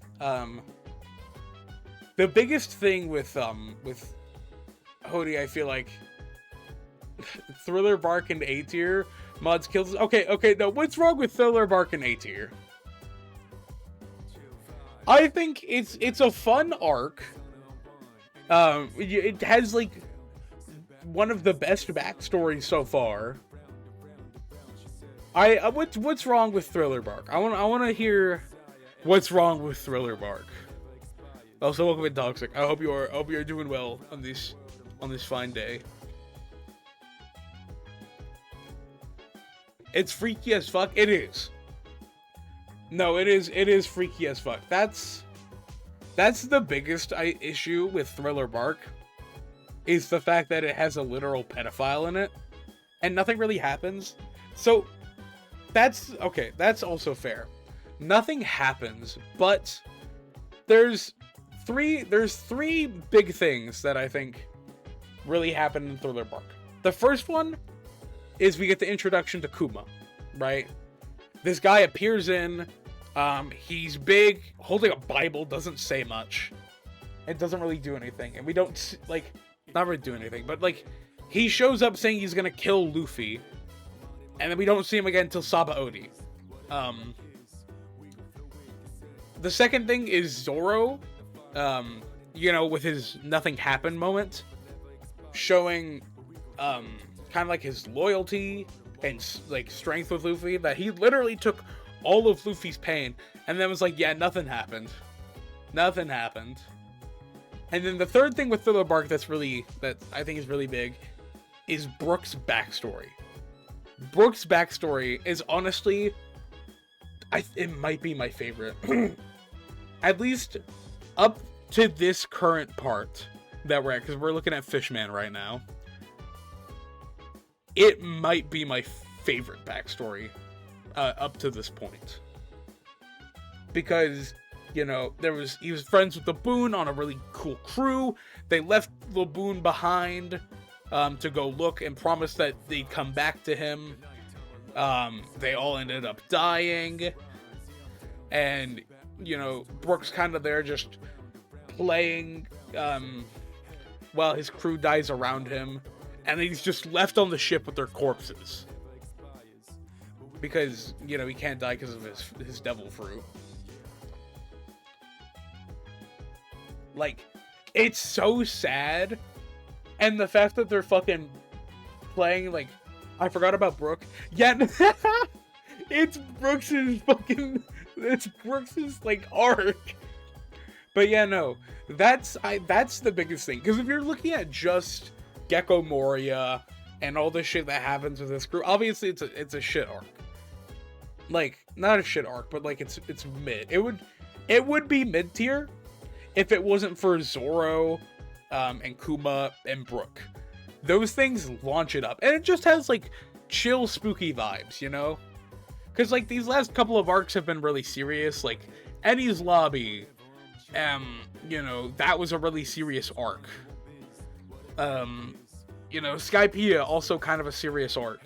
And so having Thriller Bark is just a nice way for it's like, most of it feels like the crew is having fun looking around this like ship island. And so that's also just nice. That's like a nice, it's a change of pace. It's a change of pace from the seriousness of everything, while also having probably one of the saddest backstories that we've had in the show. That's the only reason why I put it up in A tier. But like I was saying about Fishman, Horty, I think the best thing about him as a villain is at the end of Fishman, when he was like, because the entire time he was using the racism against Fishman as, you know, his way to draw in people, and was like, that was his entire thing. But then at the end he was like, oh yeah, I didn't care that people were being racist. I just kind of used that to stir the masses onto my side.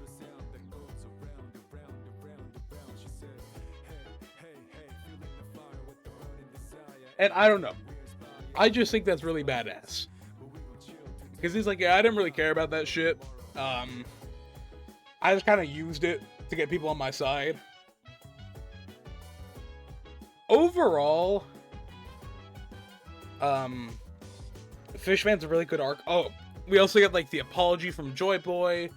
We get to like learn that Shirahoshi is Poseidon. Then there's like the blood transfusion between Luffy and Jinbei, which is fucking amazing. Because it's so symbolic of just like showing that people and Fishman can both, like, they can coexist. And it's, I love it. I love it. Because nobody else will give Luffy blood, but then Jinbei comes in and saves him again. Overall, I would say Fishman is probably, I'm going to put it like B tier. I'm going to put it B tier and like next to Skypiea. Because I think Fishman is a really solid arc. And so we're going to go ahead and put it B tier. Alright, next one is Punk Hazard.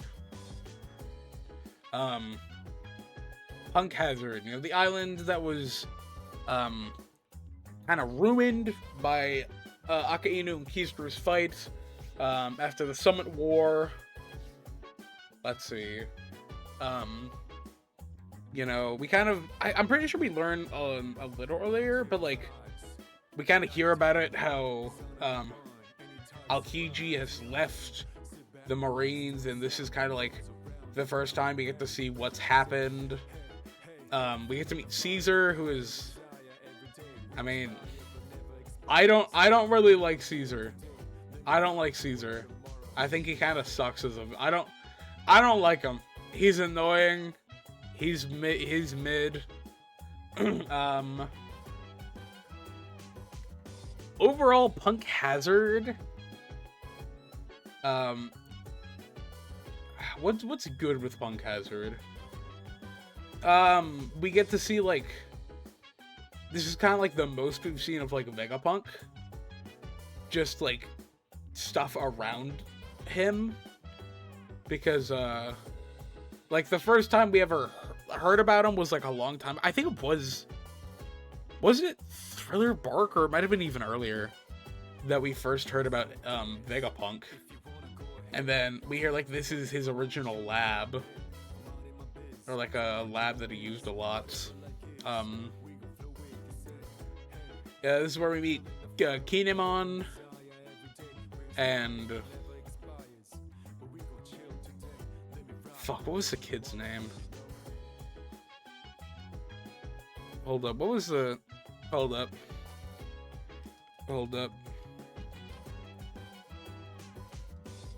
I need to actually look this up. Momonosuke, that's what it was. I just remembered. Yeah, no, this is like Momonosuke, yeah. This is where we get to meet Kinemon and Momonosuke. You know, we get to see like the... And Arke. No, Kanjuro was in Dressrosa. I was gonna say, I remember because they talked about Kanjuro, but remember how he was... Yeah, he's trapped in Dressrosa. So, yeah, he's not in Punk Hazard. We can see, like, the Smile Fruit and, like, the artificial Devil Fruits and, like, kind of how they work. Haven't watched One Piece in a while. That's fair. That's fair. Say, I'm just trying to remember what I do, because I haven't watched some of these arcs in a while. I mean, overall, it's alright. I'm gonna be honest, Punk Hazard is kind of in the same way where, like, Water 7 builds up Enies Lobby. Punk Hazard builds up Dressrosa. That's kind of how it is. So overall, I would say, I'm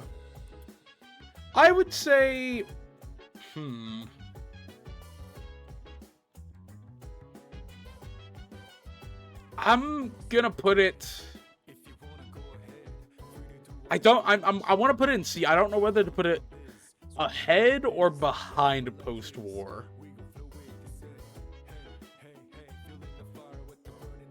I'm gonna put it... Honestly, I'm gonna put it behind post-war, I think.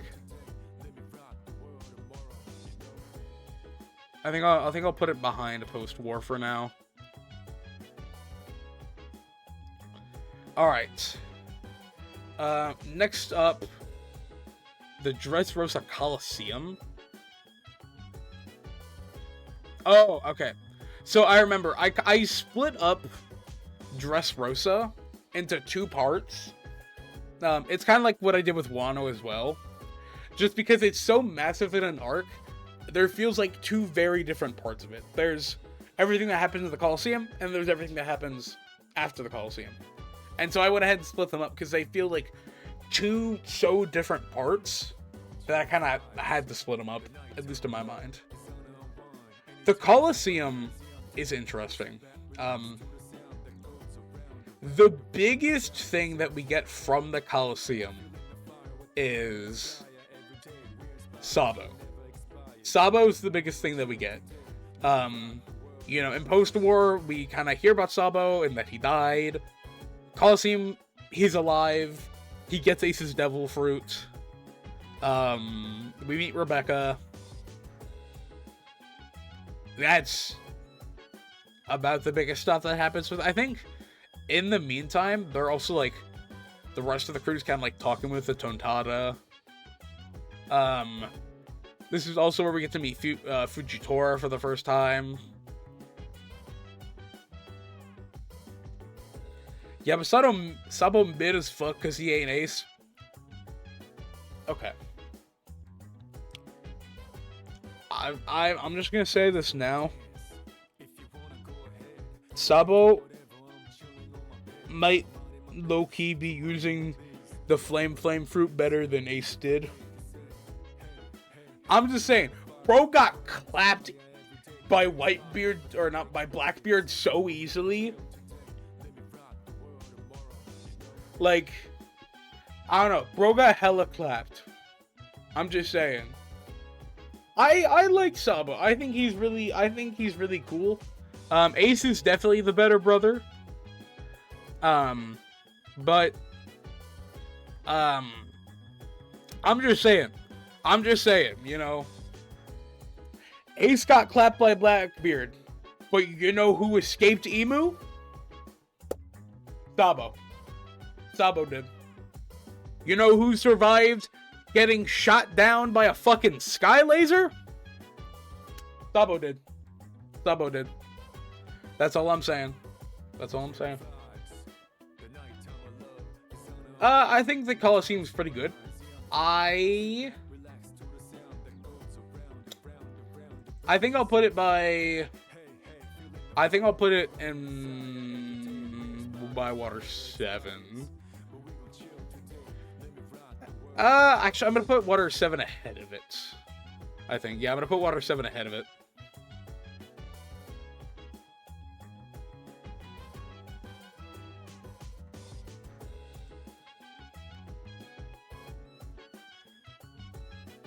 Alright.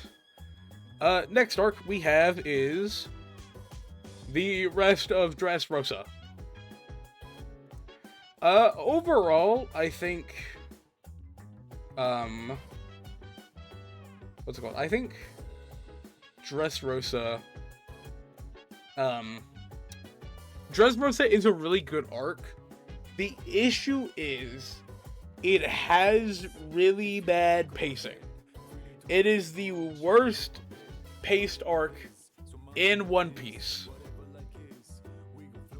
There is a reason that people joke about how One Piece pacing feels like a character takes a step and then the episode ends. That reason is because of Dressrosa. That is the reason that we have those kind of memes. Dressrosa is the worst offender. Like, at this point, Skypiea was the worst. Dressrosa is now worse than Skypiea when it comes to that pacing. Dressrosa is really good because it's the first time we get to see an awakened devil fruit be used. Dofi is really strong.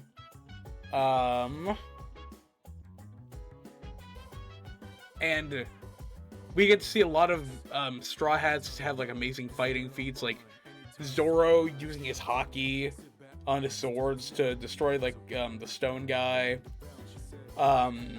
We get to see Usopp have like one of his biggest feats in like a long time, because I think the last time Usopp had a big moment was like in Alabasta, and he hadn't done shit until Dressrosa.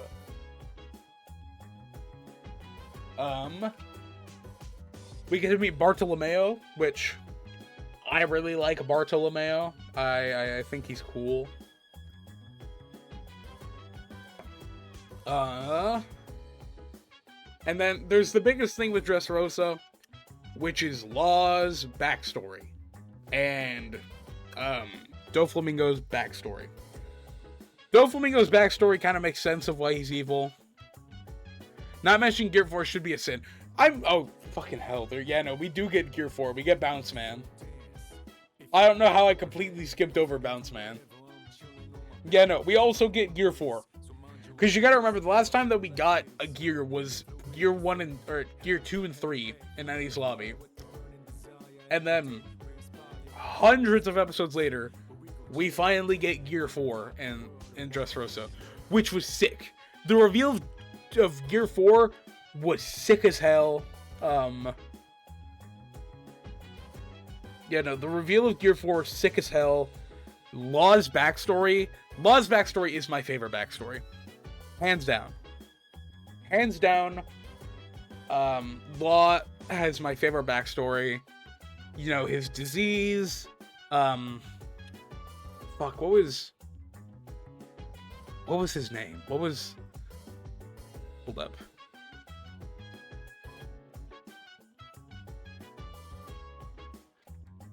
I have it.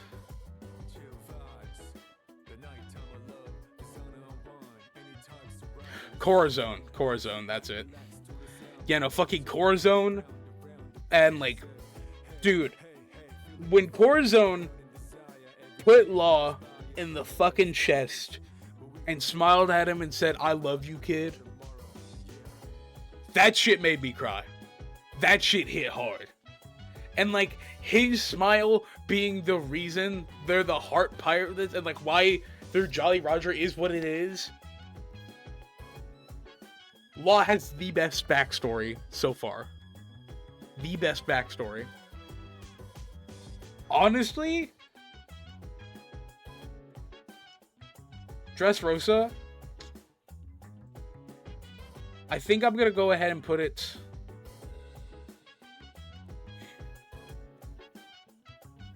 Does it go above Enies Lobby? That's the thing. It definitely goes above Sabaody and Alabasta. Does it go in S tier?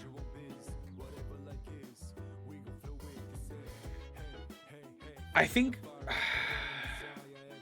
just because of the pacing, I'm gonna put it behind Enies Lobby. Also, I'm gonna do something a little crazy here. Here, give me fucking Chopper.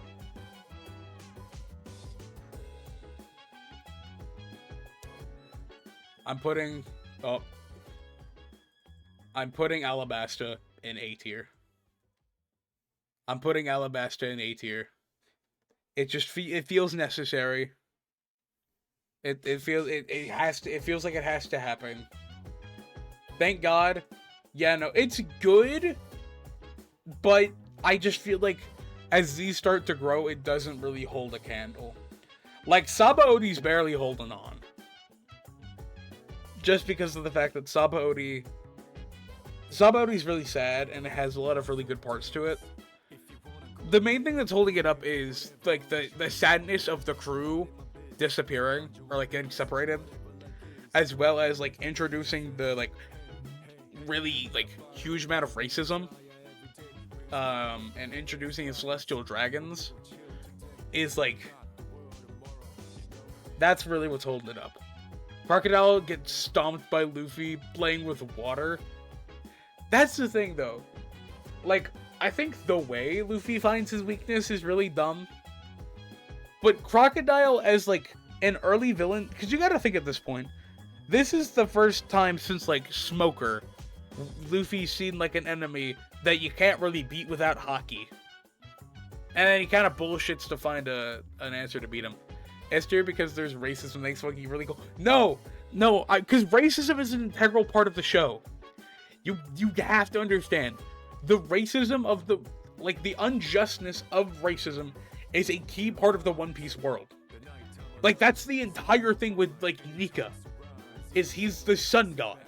He's, you know, that's the whole thing with, like, the Sun Pirates. The whole thing later on with, like, Kuma. Like, racism is a integral part of the show, and Sabaody is the first time, like, we really get to see that, like, at full display of how, like, racism and slavery really, like, have a grasp on the world of One Piece. And the first time we get to see, like, how Luffy, like, really rejects those ideas because he's all about freedom. And that being really shown with him punching the Celestial Dragon. Like, I don't know. I just love that moment. Next up, we have Zoe. Because I'm not saying it's S tier just because of the racism.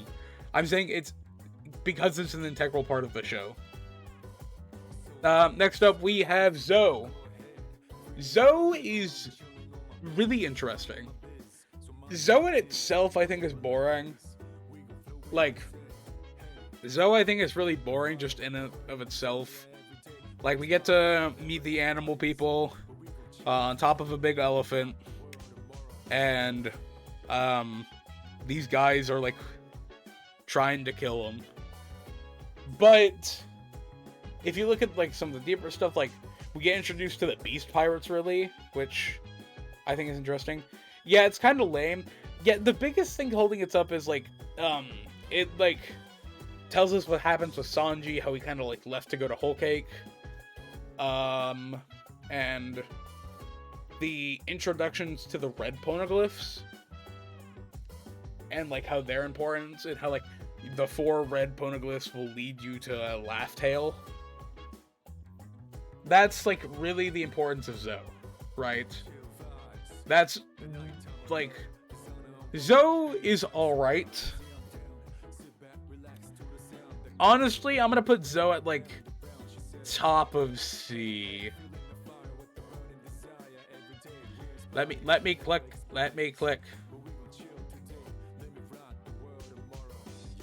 It won't let me fucking click. It won't let me click them. Let me click.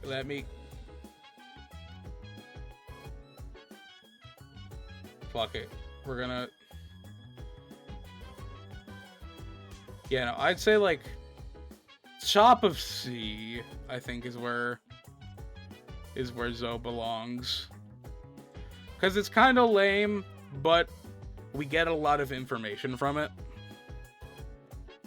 And so I think that's the big thing with it.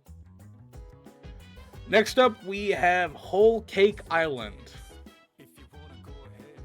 Whole Cake Island is really interesting. We get introduced to 2 new forms of Gear 4. Tank Man, which we've only seen once because it's just Luffy getting really fat in Gear 4. And the objectively cooler form, Snake Man. Let's see. This is the first time Luffy's really faced an Emperor. Being Big Mom. You know, because they kind of set up their dynamic in Fishman, where it's Big Mom's fucking pissed that Luffy's taken her territory. So Big Mom already has it out for Luffy.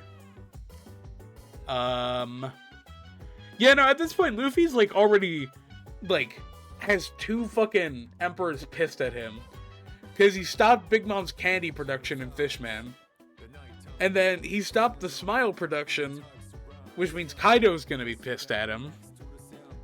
The only thing is, we never really see Luffy fight Big Mom. Like, I thought about it, they didn't really fight at all during Whole Cake. Like, have a one-on-one fight. They just kind of ran from Big Mom most of the time. And even, like, in Wano and Onigashima, they never really had, like, a one-on-one fight. Which kind of makes me a little sad, because we never really got to see Luffy fight Big Mom, like, one-on-one in an actual fight. I think Whole Cake is really... I like Whole Cake a lot. We get to learn Sanji's real backstory. You know, like, before he was on the cooking boat, before Zeph and everything. How he was, like, mistreated as a kid, treated like shit, with the Vinsmoke family. Let's see, what else was there? Of course, there was the big, like, the best fight so far, which is Luffy versus Katakuri. Which, we've gotten crazy fights. Like, I thought fucking Luffy versus Doflamingo was hype. And then we got Luffy versus Katakuri, which was even more hype.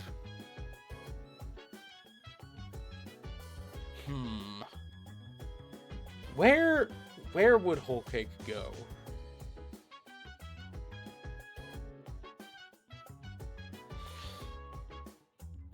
Whole Cake...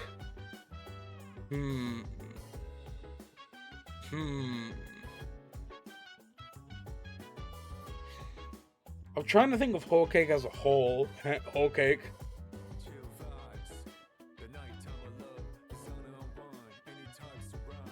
We got two of the here. We got two of the poneglyphs. Or the red poneglyphs. No. What do you mean no? We got two of the no more puns. Oh. What's wrong? What's wrong with the puns? What's wrong with them? I'm trying to think. Honestly, I'm thinking A tier. I'm thinking might be top of A tier. I'm really thinking. Because I'm thinking the best parts of Whole Cake were like the fight with Sanji and the fight with Katakuri was the best part of Whole Cake, in my opinion. But the rest of it is like the forest at the beginning wasn't good. It wasn't really that good. There's the escape part where they're just like running from Big Mom while Luffy's trying to fight Katakuri. The tea party was sick. I think we had to learn Big Mom's backstory a bit. Yeah, honestly, I'm trying to think here, and I might honestly put it at top of A tier. Whole Cake might not be S tier worthy.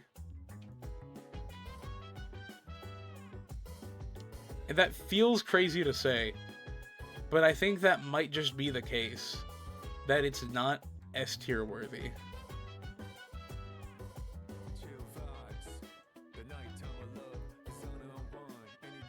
Yeah, no, I think that might just be the case. Alright. Next up is the Reverie. This is the arc where all the kingdoms come together. It's like 7 episodes. It's really dragged out because of the fact it was like it wasn't even that long in the manga, but it was really dragged out in the anime. That the thing is, in the initial part of the Reverie that we get to see, which what do we count as the Reverie? Because the Reverie kind of got split up, I thought. Here, let me look at this. Let me look at this. Where is Whole Cake?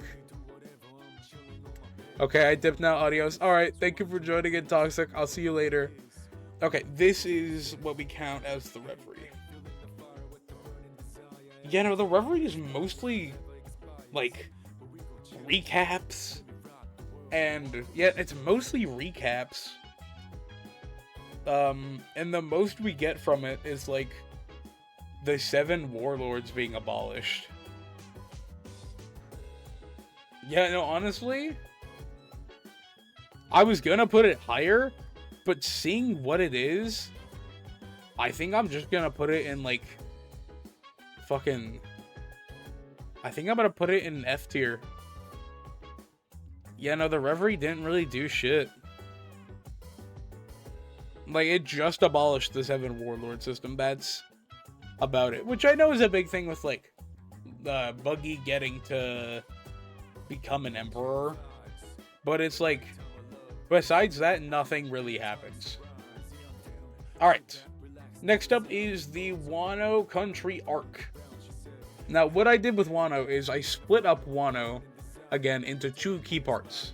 We have Wano, and then we have the Onigashima raid. Because those both are 2 very different parts, I feel. So that's why I split them up. Okay, this really tells you what kind of One Piece fan you are. Yo, Sir Dave, congratulations on the second. Welcome in. How's it going? This tells you what kind of One Piece fan you are. Because Wano Country, like just in Wano itself, is less about fights and, you know, like action-packed stuff, and it's about lore. Whilst Onigashima is more about fights. Is going, that's real. That's real. Wano itself, Wano as a whole is amazing.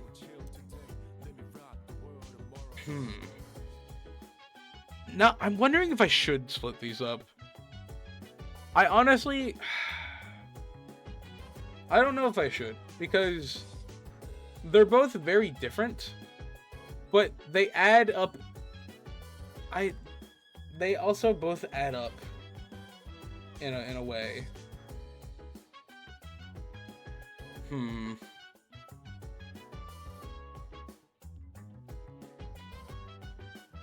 Because they're both a part of the same arc. It's just they're both very different.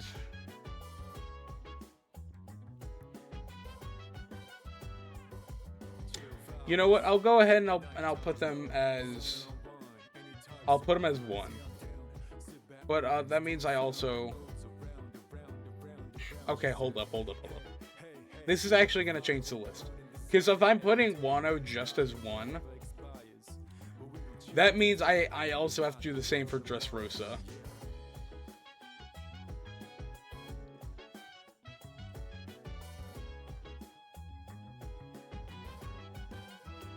Because if I'm including Colosseum in Dressrosa,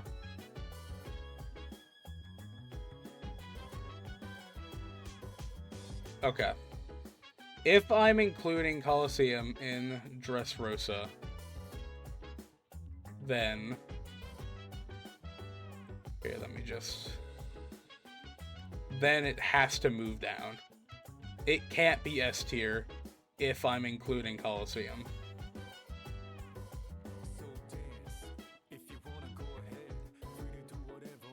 Yeah, no, that moves down. And then Wano as a whole, I mean, fucking so much happens in Wano. So much happens in Wano. We get to learn about Roger and his past. We get to learn about Odin and his past. Fucking. We get to learn more about Joy Boy, who we've only heard some pieces about. This is where we get to learn a bunch about Joy Boy. It's where we get to learn about. We get to see Year 5. We get to fight Kaido, who is like my favorite One Piece villain. We get to fucking see. God. We get to learn the truth about Luffy's Devil Fruit and what it really is. We get so much jam-packed, and I know Wano is long. Wano is over 200 episodes total. It is the longest One Piece arc. But it is so worth it. I'm gonna be so for real, that length is 100% worth it. Because we get so much in there. Wano is 100% going to the top of S tier. Without a doubt in my mind.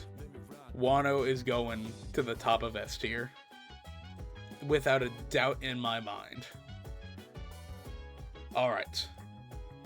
Next up is the final anime arc that is currently out. Egghead.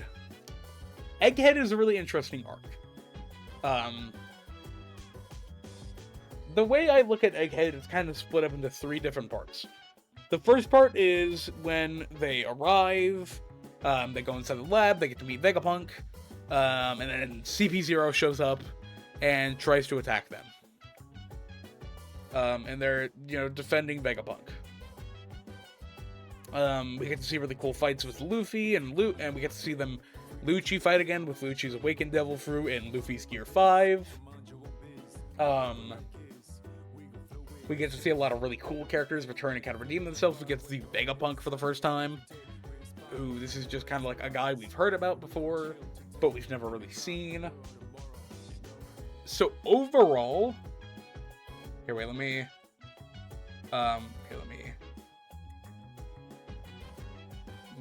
fix these real quick. But overall, so that first kind of part is, it's pretty interesting, but like it's nothing special for that first part. The second part is where we get to learn about Bonnie and her backstory. Her backstory is definitely my top three. My top three are Bonnie, Brooke, and Law for their backstories. Bonnie's backstory is really sad. Well, it's more Kuma. It's more Kuma's backstory is really sad. Because, like, his family grew up as slaves, and he had to watch his parents die, and then he met a woman he loved, but she got fucking ripped away from him, and was fucking killed with the disease, and his daughter had the disease, and he fucking worked so hard and was used by the government, and gave up his body to fucking... He gave up his body and free will in order to just save his daughter, and he still got betrayed. It's so good. And then that kind of like makes you look more back at like how his last act of free will was like protecting the Thousand Sunny while the Straw Hats were away. It's so good. It's so like Bonnie's backstory, and then we get to see the fucking the second part of Egghead, where the elders come in and they start destroying the island and the Buster Call's happening. And we get to see Luffy and the crew like fight them, and then while they're fighting them, the fucking giants come in from out of nowhere and they start helping the Straw Hats escape, and it's so fucking good. It's so fucking good. They save the Straw Hats and get them out of there, and it's like the entire time it's so cool because we get to see Gear 5, we get to see the elders actually like fighting in like their crazy beast forms. You know, we get to see Kizaru fighting, all while we're learning, like, while like the world is being told about like Joy Boy and the fucking like everything Vegapunk knows. And then, like, the giant fucking using Joy Boy's hockey too, like the robot, and how like it was connected to Joy Boy and it kept a bit of his hockey and it got used in that moment, and Luffy realizing the strength of Joy Boy's hockey and like realizing the level that Joy Boy was. It's like so fucking good. It's so good. Egghead is so fucking good. The first half of Egghead is mid. Like, if we were ranking just the first half of Egghead, it would probably go in, like, C tier. But with Kuma's backstory and, like, the escape part of Egghead altogether, Egghead is so good. Egghead is 100% going into S tier. I think it's gonna go behind Wano, just because Wano has so much more story-wise, lore-wise. We learn so much more, and then the final thing I wanted to rank was fan letter. Basically, it's just kind of like a little One Piece animation. I wanted to rank this because I watched this today. And so I just wanted to get my fresh opinions kind of slotted in there. I know it's not really an arc, but it kind of takes place during like Marineford and Sabaody. Return to Sabaody is kind of like where we get to see. I think it's really cool. We get to see like cool new animation. Like the animation is amazing. It has beautiful animation. We get to see cool animation from Marineford, and for, you know, Return to Sabaody. We kind of get to, like, this kind of shows the scope of the One Piece world and how, like, you know, what like the Straw Hats are doing and how it really affects everyone. Because we kind of see how, you know, there's the fans of people and how they really affect. We just get to see how the effects of what's really going on actually go towards the you know, like the regular everyday person, and like the Marines, how like the people in the lower rankings are actually affected by this, and how like brutal the Summit War actually was. Because most people look at the Summit War and they're just like, oh, that's, you know, that's just Ace, that's just Ace dying. But then we get to see, oh, there were mass casualties and people nearly dying and loved ones being, it's like an actual war. Loved ones being lost. Like, you get to see the actual effects of what happened. And in deep, and like, in like a little bit more deeper detail, rather than, because most of the animation was focused on more of the smaller people, like the two Marine brothers, the main girl who likes Nami, the girl who wanted to meet Brooke. Like, all of those little people mostly focus is on. Well, we also get cool animation of the bigger fights. And we kind of see everything that they're doing, how it affects those smaller people. Fan litter, I think, is really good. But if we're looking at it from this criteria, enjoyment, high enjoyment, pacing, really fast pacing, where I would have enjoyed a little bit of extra time, because it was only like 20 minutes. So I would have enjoyed a little bit of extra time. And it didn't have much impact. So honestly, fan letter, I'm gonna have to put it like... Honestly... Fan letter, for what it is... Bottom of D tier. Just because of the fact it didn't do much, which I want to put it higher, but it just doesn't stand anywhere. My enjoyment of it would probably be like up in B tier or A tier, but it just doesn't provide anything like the others do. It can't stand in those higher tiers. Okay. But yeah, this is my One Piece tier list. Is there anything I want to change?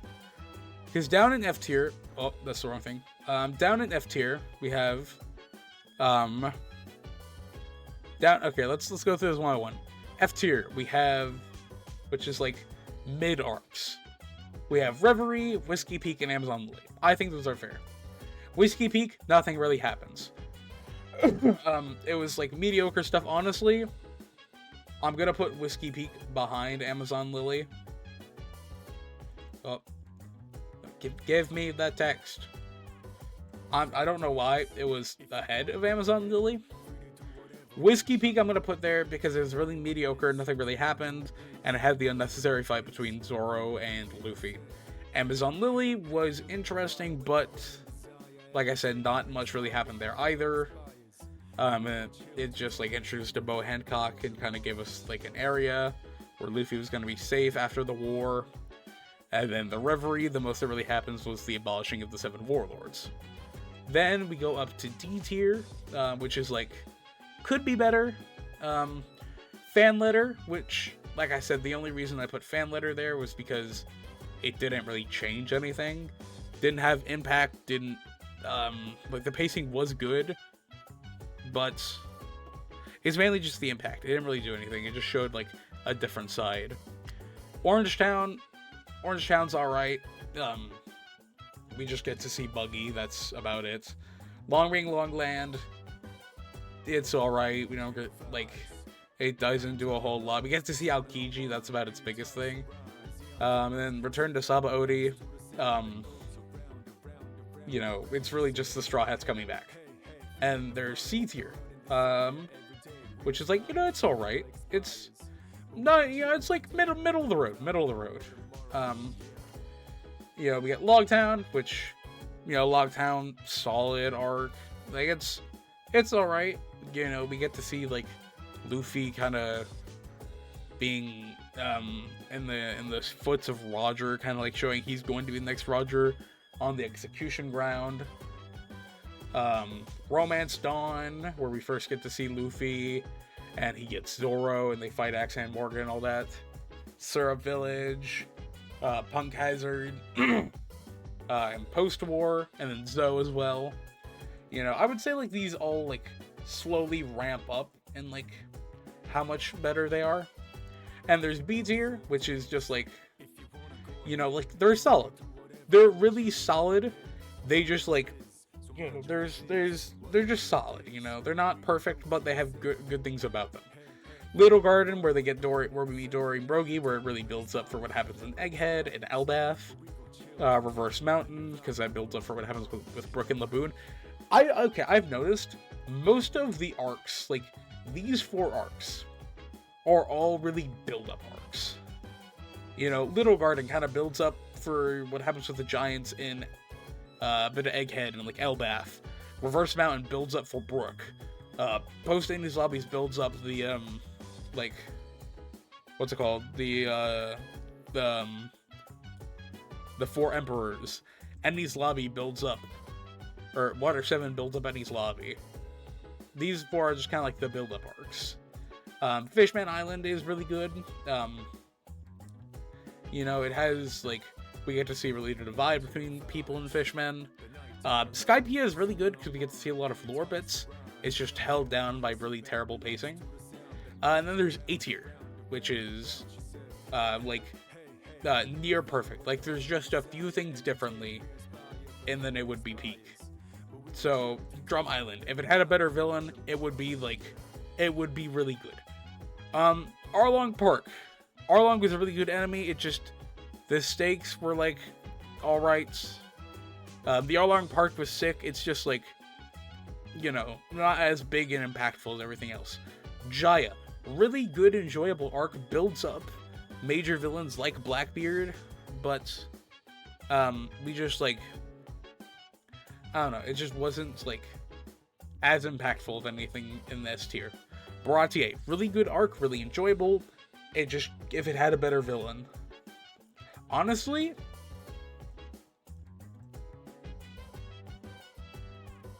I think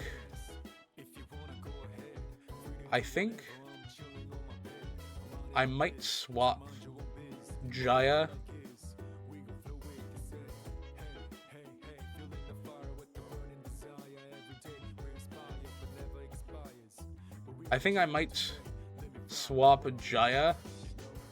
and Baratier. Honestly.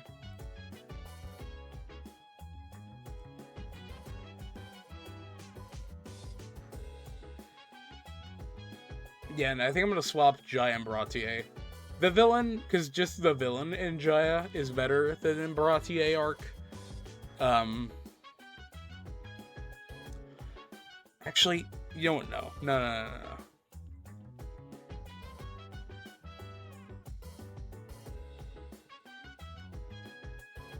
Actually, no. I'm gonna undo that. Because the emotional impact of Zoro is better. Thriller Bark, all the villain stuff is kind of like, it's whatever in it. Honestly, no, Thriller Bark is, surely it's not better than Alabasta. You know, I think Brook's backstory just is able to beat Alabasta. I think it's just able to beat Alabasta. Then there's, you know, Thriller Bark. Like I said, Luffy's fight with Crocodile is really the biggest thing. It's just, like, the weakness. I think their fight is cool, and, like, the mechanics of their fight is cool. But, yeah, no, the part where he kind of shoots water and defeats him is whatever. There's Thriller Bark, which is really held up by Kuma, Zoro. Zoro's not, like, Kuma and Zoro's Nothing Happened, as well as Brook's backstory really keeps it up. There's Dressrosa, which is, like, really just held down by the Colosseum.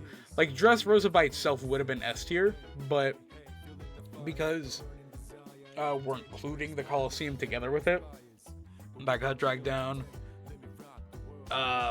Whole Cake is really good just because of most of it's all right. The only thing is that like less of the like not filler, but like the forest stuff wasn't. It was like all right, whatever. I wish we could have seen Luffy actually try to fight Big Mom, but that's whatever. And then S is absolute. It's absolute One Peak, the best we've seen of One Piece. Sabaody Archipelago, amazing, because we get, like I said before, we get to see the like racism is a big grounding factor. Racism and injustice, and like racism and slavery, I should say, are both really big parts of One Piece. Just because a big part of it is freedom, and those both are big concepts that go against it within the show. And so Sabaody really shows that, gets you to really hate them, like the Celestial Dragons, easily, while also introducing the worst generation. Then there's Enies Lobby, which is really emotional because they take Robin away. We get to learn a lot about her backstory with Ohara. Overall, really good arc. There's Marineford. Amazing chaotic battles. We get to see, you know, really just like the first all-out war in One Piece. Where, of course, then at the end, where Ace dies, that was really emotional. Impel Down, really just a fun arc. Where, you know, we get to see the guys running down the prison, trying to save Ace. No, Impel Down isn't.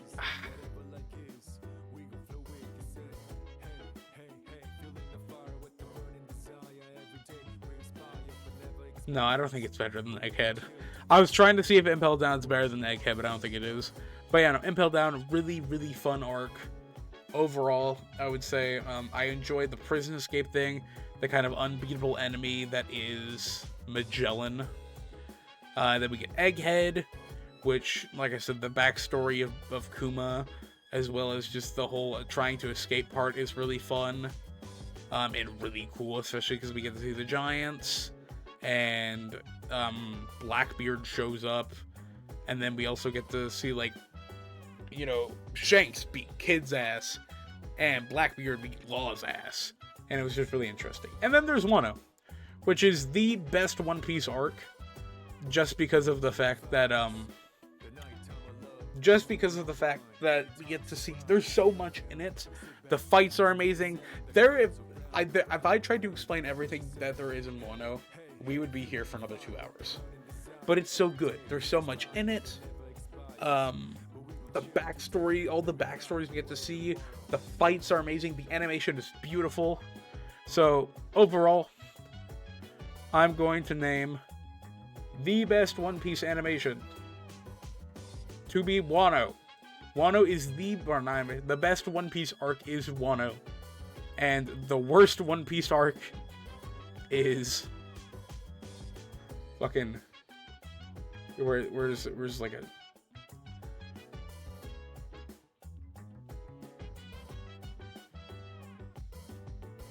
there we go. That there we go. Here, let me.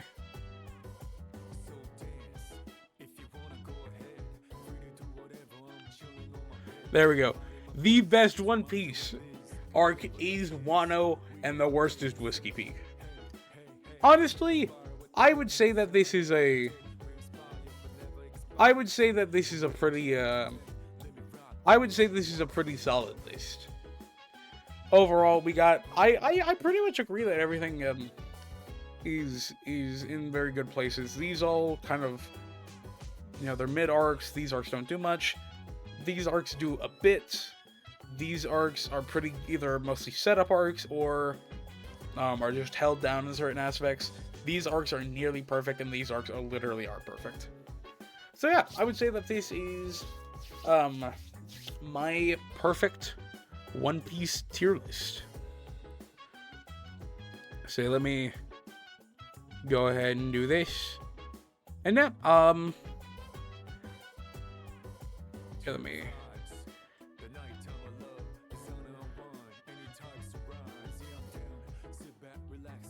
Yeah, no, I would say that this is my perfect One Piece tier list.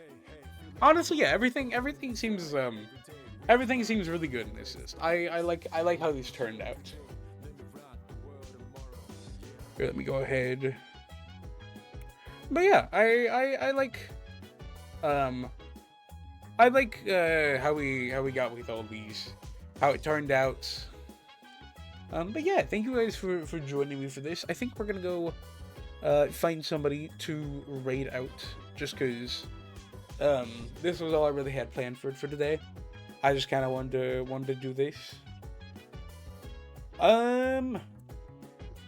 Who should we go raid? Let's go raid. Let's go raid Jade. Jade's doing Pokemon, so we'll go raid them. No, we're not questioning the raid. Not question mark. Let's raid. So yeah, we're gonna go raid Jade. They're streaming Pokemon right now, so we're gonna go say what's up. Everybody leave the raid command. Go show some love. I thank everybody for being here. This is a cool stream that I wanted to do personally. If you guys haven't already, join the Discord, because we're gonna be doing more streams that you can stay notified for when I do stuff. I'm also gonna. There's a couple videos I'm working on, and we're gonna upload videos. It's a part of the bingo. We're doing it. If you guys want to see any of my other stuff, you can go check out my socials. Blah blah blah. Advanced GG. Code Fungi10. Use that shit. 10% off. And yeah, I will see you guys later. Bye bye.